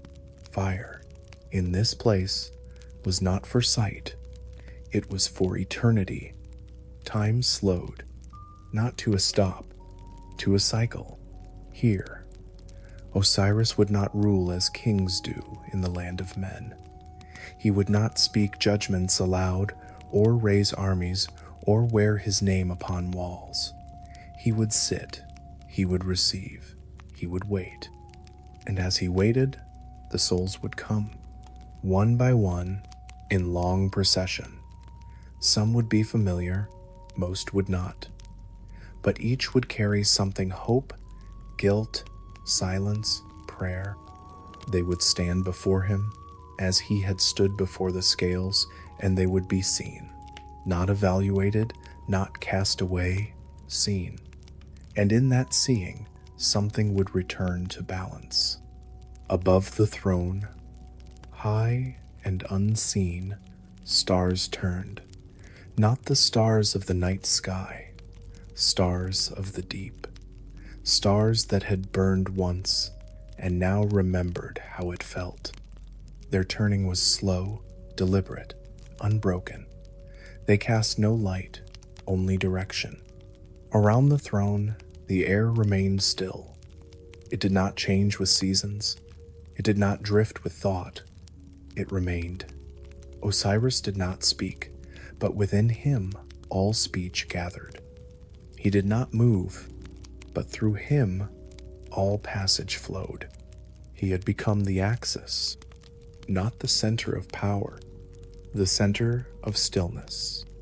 And through stillness, he would guard the sacred rhythm, not against chaos, but beside it, watching, waiting, forever. There are births that happen with noise, with crying, pain, blood, and breath.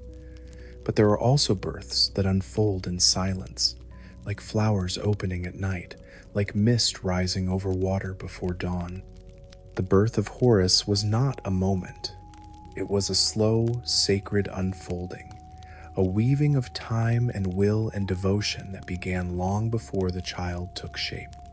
In the shadow of death, beside the memory of dismemberment, beneath the gaze of the throne of Duat, something gentle began to stir, and it stirred not from power, but from care. Isis knew long before the moment came. She knew not because of signs in the sky or dreams from the gods, but because her breath had changed. She moved differently. Her fingers curled more often toward her own body, and when she placed her hands on the belly that had not yet grown, the air grew warmer around her. She did not announce it. She did not seek witness. She simply walked more slowly, sang more often, sat longer beneath trees. The world around her responded. Grasses grew thicker where she rested. Birds called lower when she passed. The breeze, when it touched her, slowed. And in her silence, the seed of Horus began to shape itself delicately, as if out of memory more than flesh. She did not remain in the temple. That space had done its work. Now she needed a place hidden from eyes, but open to stars, a place of safety not protected by guards, but by time. She wandered. She moved through valleys of stone, past sleeping rivers and long-dried lakes. She found a hollow in the roots of a tamarisk tree, near a pool where no one came. The pool was small, shallow, always warm. The tamarisk arched above her like a roof, its leaves fine as threads, whispering in the wind like tiny prayers. She laid woven cloth upon the earth, lit incense not for the gods, but for the air, and made a space for waiting. Time passed in softness. She gathered herbs not for healing, but for dreaming. She steeped them in water at dusk and let them cool overnight. In the morning, she drank slowly, always facing the east. Her body changed, but not quickly. The change came like moonlight filling a room, imperceptible, gentle, unstoppable. She began to speak, though no one was near. She spoke to the spirit within her. She called it Little Hawk, light in shadow, voice I haven't heard yet. She hummed lullabies into the pool. She whispered stories into the roots of the tree. She shaped the child, not just with her body, but with thought. Nephthys came sometimes, silently, bringing fruit and silence. She did not ask questions. She sat and watched. She plaited Isis's hair. She rubbed oil into her back. They shared bread, water, and memory. The child stirred quietly beneath the linen of Isis's robe, and when he did, the leaves above them trembled. The birth did not come with pain, it came with stillness. A stillness so deep that even the frogs beside the pool stopped singing. The air grew dense with meaning, not motion. The wind folded in around the tree, and the stars paused in their turning. Isis lay back upon the cloth. Her eyes did not close. She stared upward, not into the sky, but into the future. And when the moment came, the child arrived like mist through a reed flute smooth, warm without sharpness. He did not cry, he did not flail. He opened his eyes. They were the color of the Nile beneath moonlight. She took him in her arms and said nothing. She pressed her nose to his forehead and breathed in the scent of the new world. Nephthys wept, but quietly, her tears falling into the pool and disappearing without sound. They named him Horus only later. First he was the breath after silence. Then he was the line drawn between two worlds. Then he was the one who returns. But mostly he was simply the child.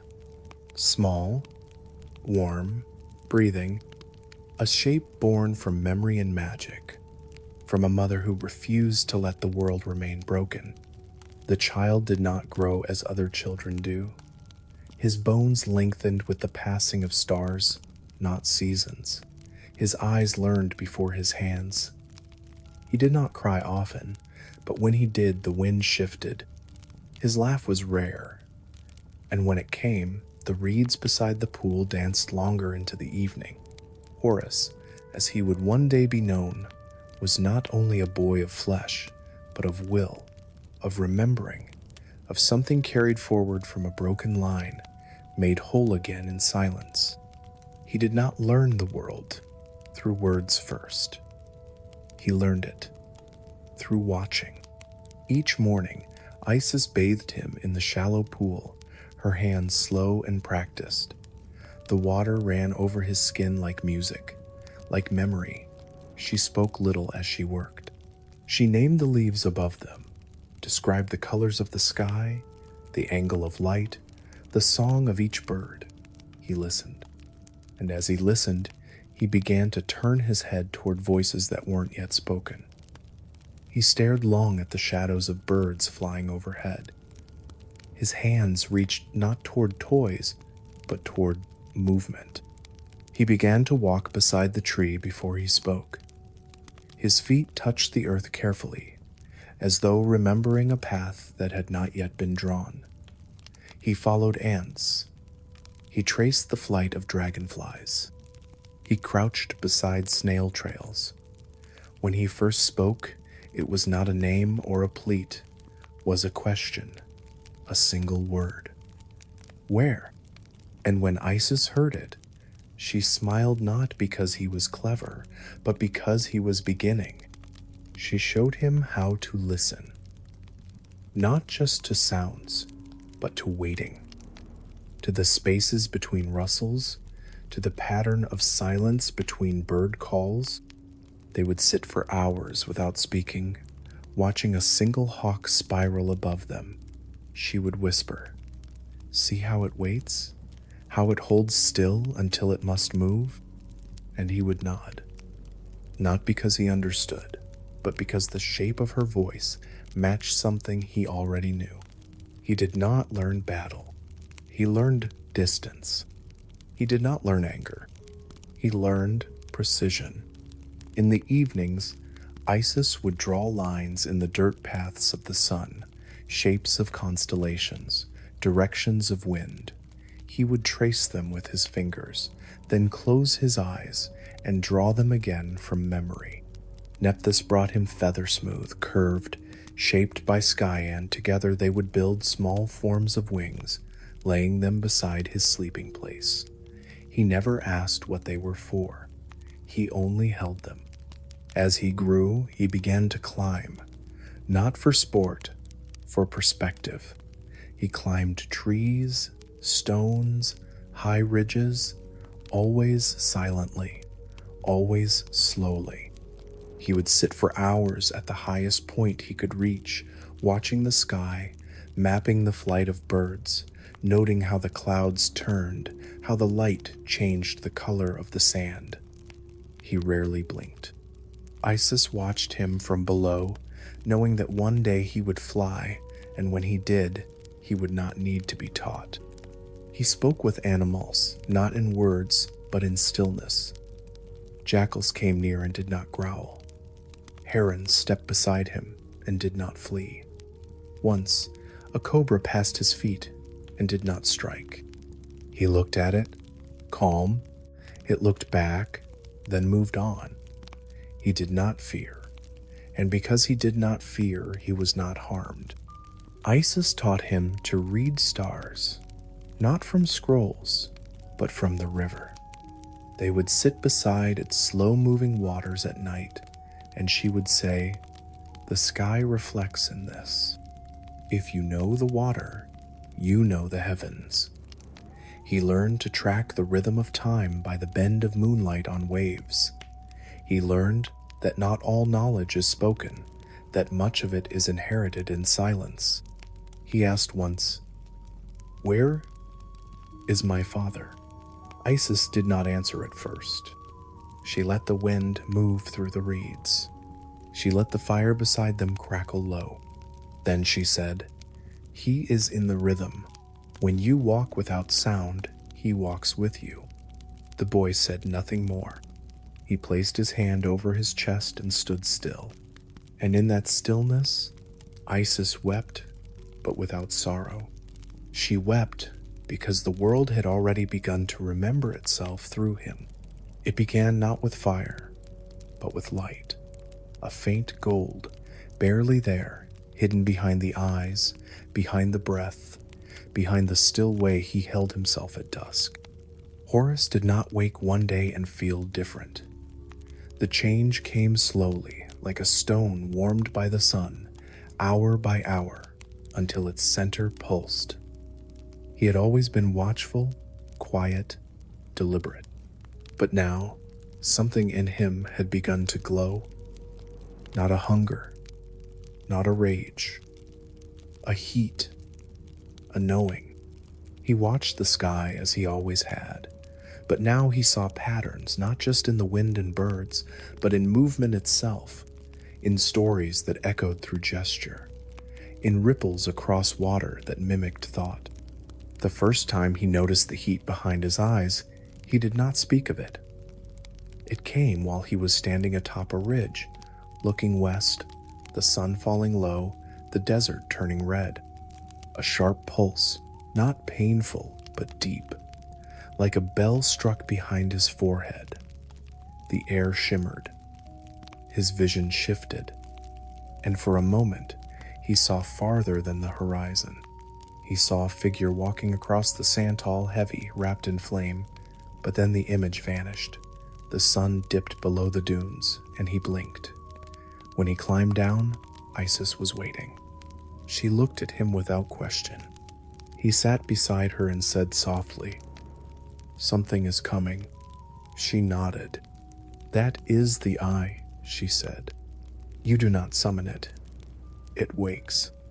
He did not ask what it meant. He only turned his gaze inward and listened. The eye was not a weapon. It was awareness, sharpened. When it opened, he did not burn the world. He understood it. He began to move differently. He no longer lingered among trees. He stepped through them. He no longer traced bird paths. He followed them. He did not speak of the eye, but when he closed his lids, he saw it round, golden, turning in the dark like a sun beneath water, and it watched him as he watched the world.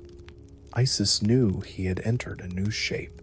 She said little, but her movements grew more precise. She showed him how to prepare his hands, not to hold weapons, but to hold focus. She guided him in shaping lines in the sand spirals, loops, open circles. She said, "The world does not fight, it balances. You will not strike, you will restore. The word strike tasted strange to him. He had never thought of hurting, but the ayat shimmered hot when he thought of disorder. He dreamed of broken things, temples cracked in half, fires smoldering in empty fields, voices shouting without meaning. In these dreams, he did not shout back. He stood in the center, eyes open, watching, and the gold grew brighter. One morning, he woke with light around his hands. Not flame, not lightning. Light, like intention, shaped and soft, like a breath caught in a fist. He placed his hands in the earth to calm them. The ground accepted him. It glowed faintly for hours after. Nephthys brought him a piece of obsidian, shaped like a teardrop, smooth and cold. She said, "Look into it when the eye grows loud." He did. It helped. He could see the edge of himself more clearly when darkness cupped his reflection. He asked once, "Is this what vengeance feels like?" Isis answered, "No. Vengeance is a wound made into a direction. And this is light shaped into responsibility." Horus nodded. He began to speak less, not from fear, from weight. Every word now came with movement behind it, with echo. He saw differently. He could sense what was broken in others. Not sickness, not sadness, but fracture. He began to repair small things. Cracks in stone, a bird with a bent wing, a blind dog led back to water. He left no mark, but the world around him grew straighter. The eye approved, and somewhere far across the sand, in the realm of breathless heat, something stirred. A voice muttered. A jaw clenched. Seth too felt the change, not through vision, through unease. The child had not struck, but the balance had begun to lean, and the eye quiet, warm, steady burned brighter in the chest of the boy, who was no longer only watching. He was preparing. There is a place not drawn on any map, not found in Duat nor in the world of the living. It is not a realm, but a pause, a stillness held between moments, like the breath between question and answer. The gods called it many things, but most did not name it at all. It simply was. When something needed to be decided not with judgment, but with alignment, it was here they gathered. Not often. Only when the world itself had leaned too far toward shadow or imbalance. Now, the presence of the eye, glowing quietly behind Horus's gaze, had stirred something too large to ignore. The gods turned their heads, and so the circle was formed. The chamber was not built of stone, nor enclosed by walls. It existed in a sphere of soft light, high above the dust of men, low beneath the movement of stars. Its floor was made of still water, unbroken and dark, reflecting nothing but weight. Around its edge, 12 seats emerged, some occupied by form, others by wind and breath alone. Each seat carried the weight of a name. Ra, the sun, old and eternal. His gaze like fire filtered through memory. Thoth, silent and writing, his pen moving before thoughts were spoken. Hathor, wrapped in music and grief, her eyes warm even in silence. Maat, the ever-present, whose feather floated just above her lap, unmoved by debate.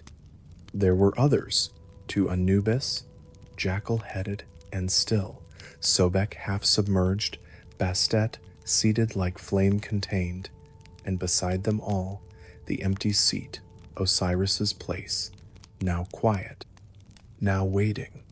Horus entered not as child, not as warrior, not as prince. He entered as presence. He did not bow, he did not speak first.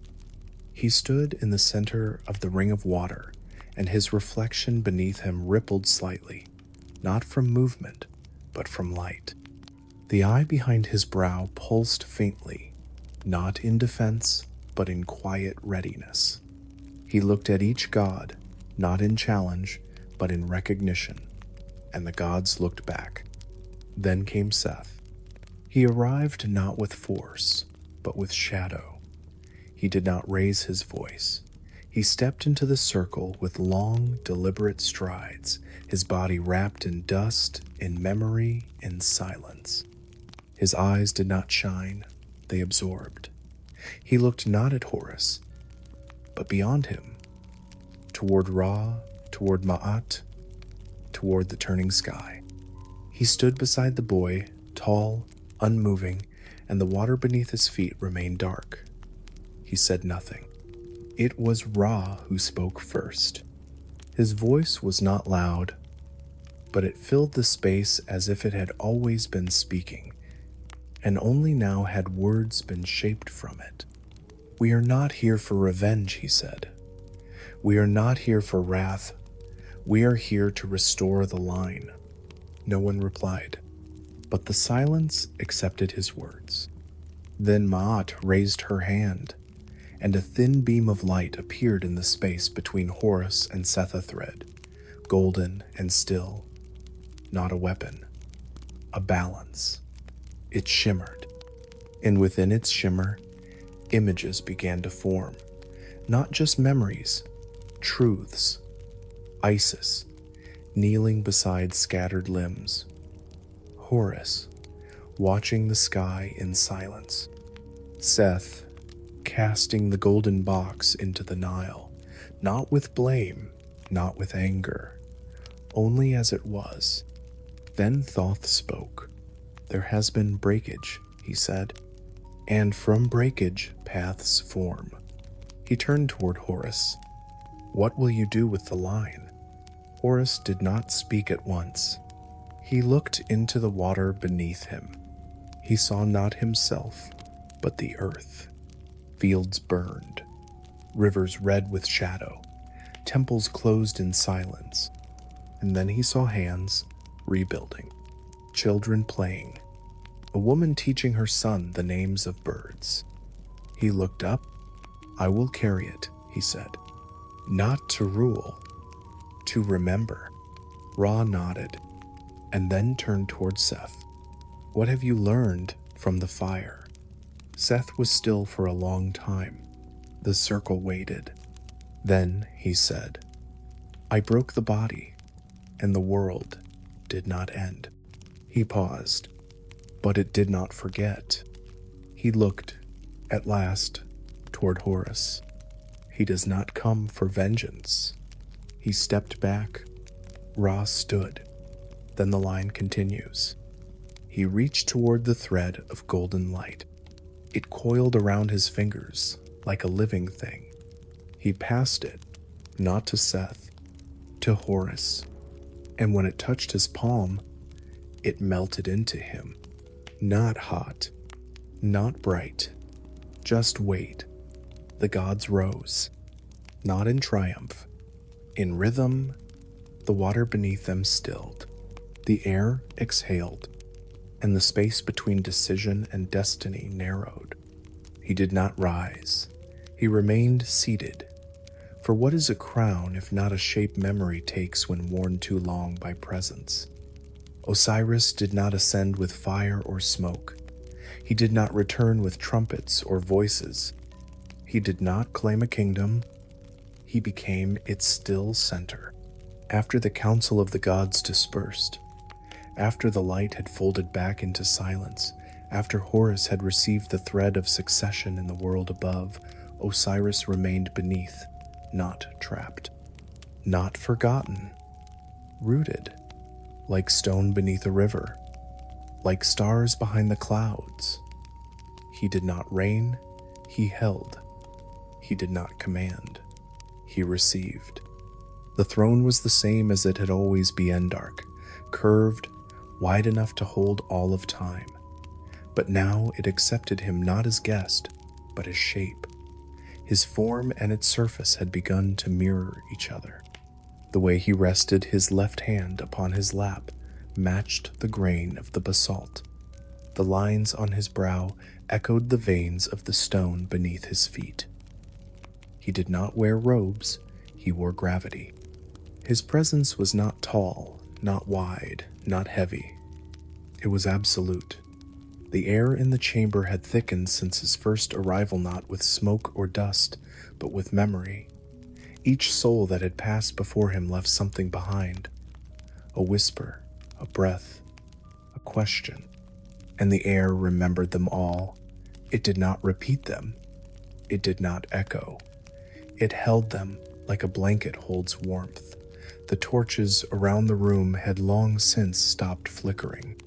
Their flames burned without movement, suspended in space as if the chamber itself refused change. Outside the throne room, time continued. Above the earth, the sun rose and fell. The Nile flooded and receded. Kings were crowned and unseated. But within this space, only stillness endured. And yet, souls moved. They came, one by one, always one, never many. No soul arrived early. No soul arrived late. Each passed through the folds of Duat, through darkness, through silence, through gates carved in shadow, and when they reached the center, they found him. He did not greet them. He did not speak. His gaze was enough, and in his gaze, they found their own reflection, not in form, but in weight. Each soul stood before him as if stepping into still water, and the water responded. The good did not smile. The wicked did not tremble. All were made quiet because they were being seen, because for the first time since death, someone was watching not with judgment, but with stillness. And stillness reveals more than justice ever could. Osiris did not ask questions. He did not measure hearts. That task belonged to Ma'at and the scales, to Anubis and the feather, to Thoth and his eternal ink. Osiris received what had already been named. He received the echo, and once received, the soul passed behind him, not into punishment, not into reward, but into form. Some became stars. Some became birds. Some became voices and wind. Others returned, not as flesh, but as intention, to wait again, to drift again, to listen. There were days, if days still existed, when he could feel the memory of Isis move above him, a prayer whispered at the edge of sleep, a candle lit in a distant shrine, the scent of lotus carried on desert wind. He did not respond.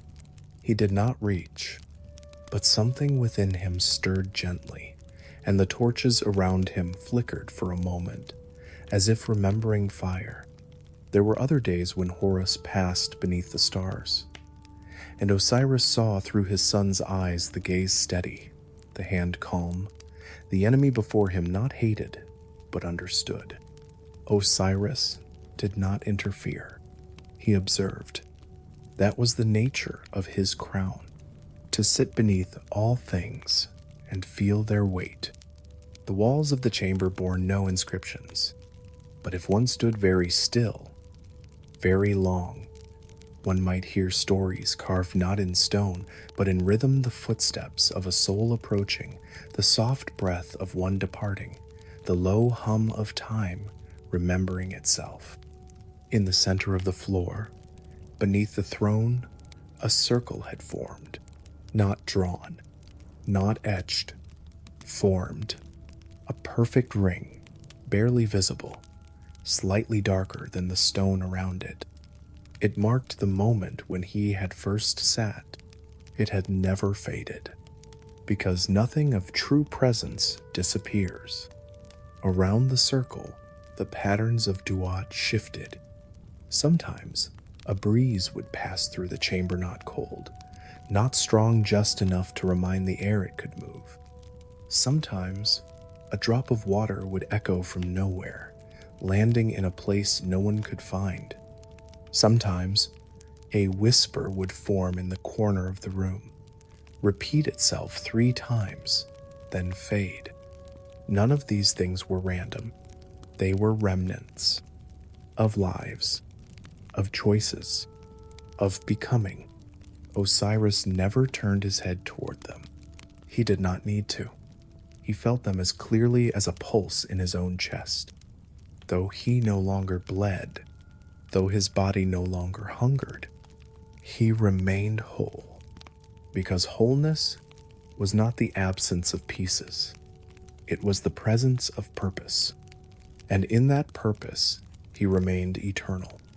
He did not miss the world above.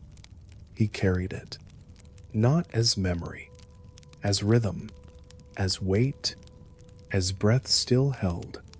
Each soul that came before him added to the silence, not as noise subtracted, but as depth multiplied. He was not lonely. He was not content. He was necessary. He was the root of balance, the calm behind action, the dark that allowed stars to shine. And so he sat, and the world turned, and death no longer felt like ending, but like folding into a shape that had always waited, not with impatience, with knowing. And Osiris, who had walked, who had suffered, who had been torn and found, again sat in the stillness beneath the world, crowned not in gold, but in memory. They never touched again, not hand to hand, not voice to voice, not even in dream. But they were never apart. Between them stretched the length of the world, not as distance, but as function. Horus above, walking beneath the sun, blinking into the future with eyes that held memory like coiled light. Osiris below, seated in silence, holding stillness as structure. One moved, the other remained, and the world rested between them like a breath between 2 lungs. Not a division, a design. Horus stood on the high dunes, not looking down, but outward. The horizon was not a place to reach. It was a mirror, and in that mirror he saw the ripple of the Nile, the shadows of temples, the slow dance of boats pulled by wind older than cities. He stood with the falcon's gazanot hunting, not soaring, simply seeing. His eye no longer burned with first fire. It glowed with quiet weight. It no longer searched for Seth in every shadow. It no longer pulsed with questions. It watched the world not to guard it, but to understand when it leaned. And when it leaned, he moved not with war, but with correction. A wind pushed too far east, he turned the clouds. A priest spoke lies into an altar, he made the door heavy. A man struck his brother in the dark. Horus appeared as a hawk in the rafters, and the hand faltered. He wore no crown, not always. Sometimes he did when it was needed, when the people lost shape. But more often, he walked alone, his robe simple, his footsteps light. He was not feared. He was not always seen, but his presence was undeniable. When he passed through a village, the wells grew cooler, the palms bent. The mothers wrapped their children a little tighter at night, not out of fear, but because they remembered protection. He did not speak often, but when he did, his voice carried. Not because it was loud, but because it aligned with something already known. Below him, beneath the sand, beneath the rivers, beneath the stone bones of pyramids and the long sleep of kings, Osiris remained seated. He did not lean forward. He did not turn. But he felt the steps of Horus, each one felt them the way roots feel thunder. He did not smile, he did not speak. But when Horus walked through the high deserts, a flicker passed through the torchlight of Duat. When Horus cried, the floor beneath Osiris's throne darkened slightly, as if absorbing it. When Horus stood before the people with silence in his hands, the chamber below grew stiller than usual, as if holding breath. They shared nothing in the way mortals share. No letters, no dreams, but the symmetry of their roles was complete. Horus tended the world that bloomed. Osiris tended the world that returned. One faced sun, the other shade. One marked beginnings, the other remembered ends. But neither moved against the other. The line between them was not drawn in stone. It was lived. And yet, the people did not forget Osiris. Even as Horus became legend in the waking world, even as his image was carved into every column, painted across every wall, invoked by farmers and princes alike, Osiris remained present not as figure, but as foundation. When a pot was buried with grain, it was for Osiris. When a body was washed with oils, wrapped in linen, kissed on the brow, and lowered into earth, it was not for death. It was for return. Return to that calm-seated form beneath all things, to that gaze that never blinked, to that breath that never ceased. The people feared death, but they did not fear Osiris. He was not the end. He was the keeper of endings, the gentle archivist of all that had passed. And in time, the line between the two became a rhythm. When a soul died, it passed through the air Horus ruled, through the sky where his eye watched. When a soul was buried, it crossed the threshold into Osiris's domain. And in between, in the moment between breath and stillness, they were touched by both. Some said the night sky was Horus's other eye, watching in sleep. Some said the roots of every tree whispered Osiris's name, but most did not say anything. They simply lived, knowing they were seen above and received below. Isis knew this rhythm. She aged slowly. She walked beside the Nile for many seasons, her fingers brushing the tops of reeds, her eyes sometimes lifted, sometimes lowered. She visited the temples where Horus was praised, and in the shadows she whispered a softer prayer, not to intervene, just to remember. Nephthys, too, felt the thread that stretched between sky and stone. She left offerings not at shrines, but at the roots of trees, beside forgotten wells, in the quiet corners of homes. Offerings for Osiris, yes, but also for balance, for breath. Horus never descended.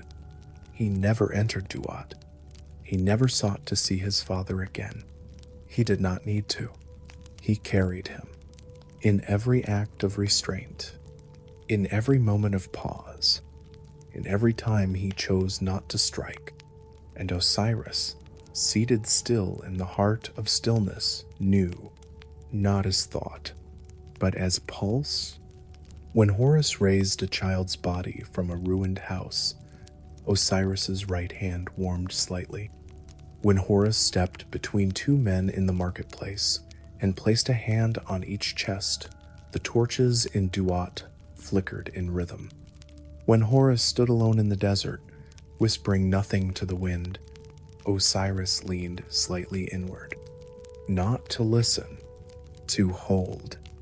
And the world did not shake. It did not roar. It did not break. It breathed, because above, a son watched, and below, a father remembered, and between them, the Nile flowed. Before they knew his name, they already remembered him.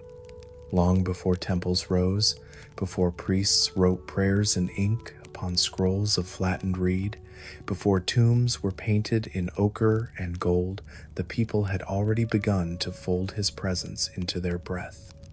When a child died, the body was not left to silence. It was cradled in cloth, surrounded by oil, set near water, and someone would whisper words into the air, not to bring them back, but to carry them forward. They did not yet call it Osiris, but it was, because from the moment the first life ended, and the sand closed softly over a body still warm, the land itself began teaching them how to return. Over time, the rituals grew, not in noise, in shape. The living began to pay attention to the signs, the way the moon disappeared for 3 days, then returned, the way papyrus broke and bloomed again, the way the river gave and then withdrew. These were not random. These were patterns. And the people, watching closely, saw in these patterns the outline of something constant, something holding. They gave it a face. They gave it a name. Osiris. The one who had died and not been lost. The one who waited below, not as judge, but as keeper. Not as punishment, but as promise. And so, when they buried their dead, they did not bury them in silence. They buried them in ceremony. It began with washing. Water drawn from wells near the river, water warmed by the sun and poured from clay. The body was laid on smooth stone, and the hands that touched it did so with reverence. They spoke to the skin, even when it no longer felt. They apologized to the feet. They thanked the eyes. They brushed the hair gently, separating each strand as though weaving memory. Then came the oils, frankincense, myrrh, lotus, cedar, the scent of sacred things, not to mask decay, but to remind the soul of fragrance, of breath, of touch. Oil was not perfume. It was permission to be remembered. Then the wrapping. Linen, soft and pure, folded again and again across the form. Each strip held a word, a thought, a fragment of story. The wrapping was slow not to delay, but to transform. With each layer, the body became less of this world and more of the one beneath it. When the face was covered, the mouth was kissed through cloth knot to revive, but to close the circle, a gesture not of sorrow, but of completion. They placed amulets with care, a beetle near the heart, an eye near the brow, a feather near the tongue, not as magic, but as reminders. The scarab said, "You are not done." The eye said, "You are seen." The feather said, "Speak truth, and you will be carried." Each one was a sentence in the language of silence. Each one a message to Osiris. This one comes to you with peace. And then the burial. The tombs were not dark. They were shaped with care. The walls were painted with stories not only of the one who passed, but of the world they came from. Images of boats on calm waters, of food gathered in baskets, of loved ones gathered around firelight. These were not decorations, these were maps, so that the soul, waking in Duat, would not be afraid, so that they would see familiar things and remember they were still themselves, even without breath. The opening of the mouth, one of the last rites, was not for the body, it was for the soul, a symbolic gesture. A priest would touch the lips with tools of metal and stone, whispering words to awaken memory. It was believed that by doing so, the soul would regain its voice, would be able to speak in the halls of Duat, to name itself, to call its truth into the scales of Ma'at. And as they did this, Osiris would be there not waiting to strike, but listening. Offerings were left jars of water, flat loaves of bread, dried fish, flowers still wet with dew. Not because the dead needed food, but because the living needed to give. Grief, when shaped by ritual, becomes devotion. It becomes bridge. The offerings said, "You mattered. You are not erased. You are in Osiris's care now, and we send these things as reminders of home." Even those who died without tombs, lost in river, fallen in storm, taken by sand were spoken to. Their names were whispered at dusk, their memories sewn into cloth, their images drawn on walls. The people believed that no death went unseen, that every end folded into Osiris's stillness, and so every act of mourning became an act of balance, of keeping the world aligned. Seasons passed, dynasties rose and faded, but the rituals endured. Each generation adjusted the words, added new prayers, painted different stories, but the core remained. Death is not departure. It is descent, and descent is not loss.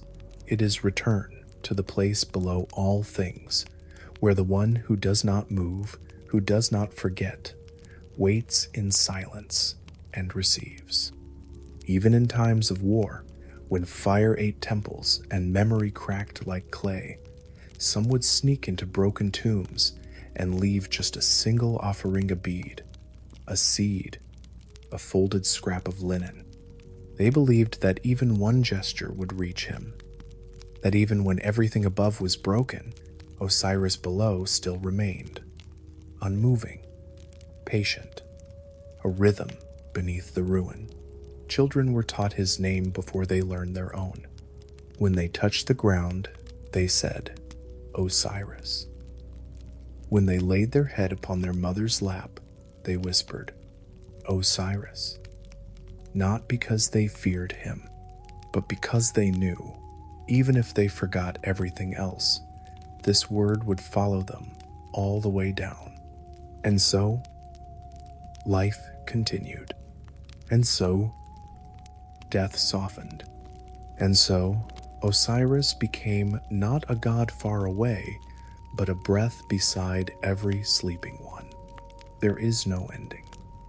Not for those who became silence, not for those who sat long enough in stillness to be carried by it. The story does not close like a book. It rests open, its pages slowly covered by wind and sand, each grain remembering a word, a shape, a breath. The sands of Egypt do not speak loudly, but they hold. They hold everything. They hold footsteps no longer followed, voices no longer echoed, names no longer whispered except by wind. And in this soft remembering, the world continues. Not forward, not backward, but inward. Osiris does not rise. He does not fade. He simply continues to be. Seated at the center of the underworld, the underbreath, the underpulse of all life. His presence is not marked by change. It is marked by constancy. Each soul that arrives sees the same gaze, hears the same silence, enters the same still water of acceptance, and each soul leaves behind a ripplenot, one seen but one felt. The walls of Duat are layered with these ripples. They do not disturb the dark. They enrich it. And Osiris, who says nothing, feels them all. Above him, the Nile moves without memory of its source. But the sand remembers. The sand remembers the steps of Isis, carrying parts of him wrapped in breath. The sand remembers the tears of Nephthys, salt falling into cracks that bloomed into ritual. The sand remembers the shadow of Horus, grown tall, leaning into the wind, learning to wait. These are not written things. They are not sung. They are simply held. When people walk through the desert, sometimes they stop without reason. Their feet grow still. The air thickens. A breath does not leave. In that moment, the body remembers something the mind cannot name. It is not fear. It is not sadness. It is the nearness of stillness, of presence, of Osiris. They move on. They do not speak of it, but the sand has taken another memory. In the cities, the name of Osiris is still carved in stone, but it is in the quiet places that he is most alive. In the slow ripples of water at dusk, in the hush of date palms just before dawn, in the final exhale of one who no longer fights sleep. He does not call, he does not reach, but still, we return to him. Every death is a folding, not an extinguishing, and every folding is witnessed, not by crowds, not by thunder, but by the earth beneath our feet. The ground, warmed by sun and shaped by time, carries us gently downward. It is not a fall, it is not a descent, it is a remembering. And when the breath stops, when the eyes do not open again, Osiris does not ask who we were. He only listens to the rhythm we brought with us, the rhythm of how we lived. And in that rhythm, we continue. The ritual never ends. Someone still lights a candle in a dark room. Someone still places a flower in a jar beside a photograph. Someone still closes the eyes of a loved one and says, "Rest now." These are not small things. These are echoes of the first ritual, the first folding, the first return to Osiris. And the sandslant, soft, patient remembers them all. The stars above turn slowly, drawing wide spirals in the dark. They shine not for direction, but for rhythm. They echo the movement of souls beneath, the pattern of journeys that begin, pause, shift, and return. There is no final path, no final judgment, only motion, and rest, and motion again. The flame flickers low now. The fire that warmed the telling fades into coals. Sparks rise and vanish. The night stretches long and wide. There is no more story, only quiet. Osiris remains. Horus watches. The Nile breathes. And the sand remembers.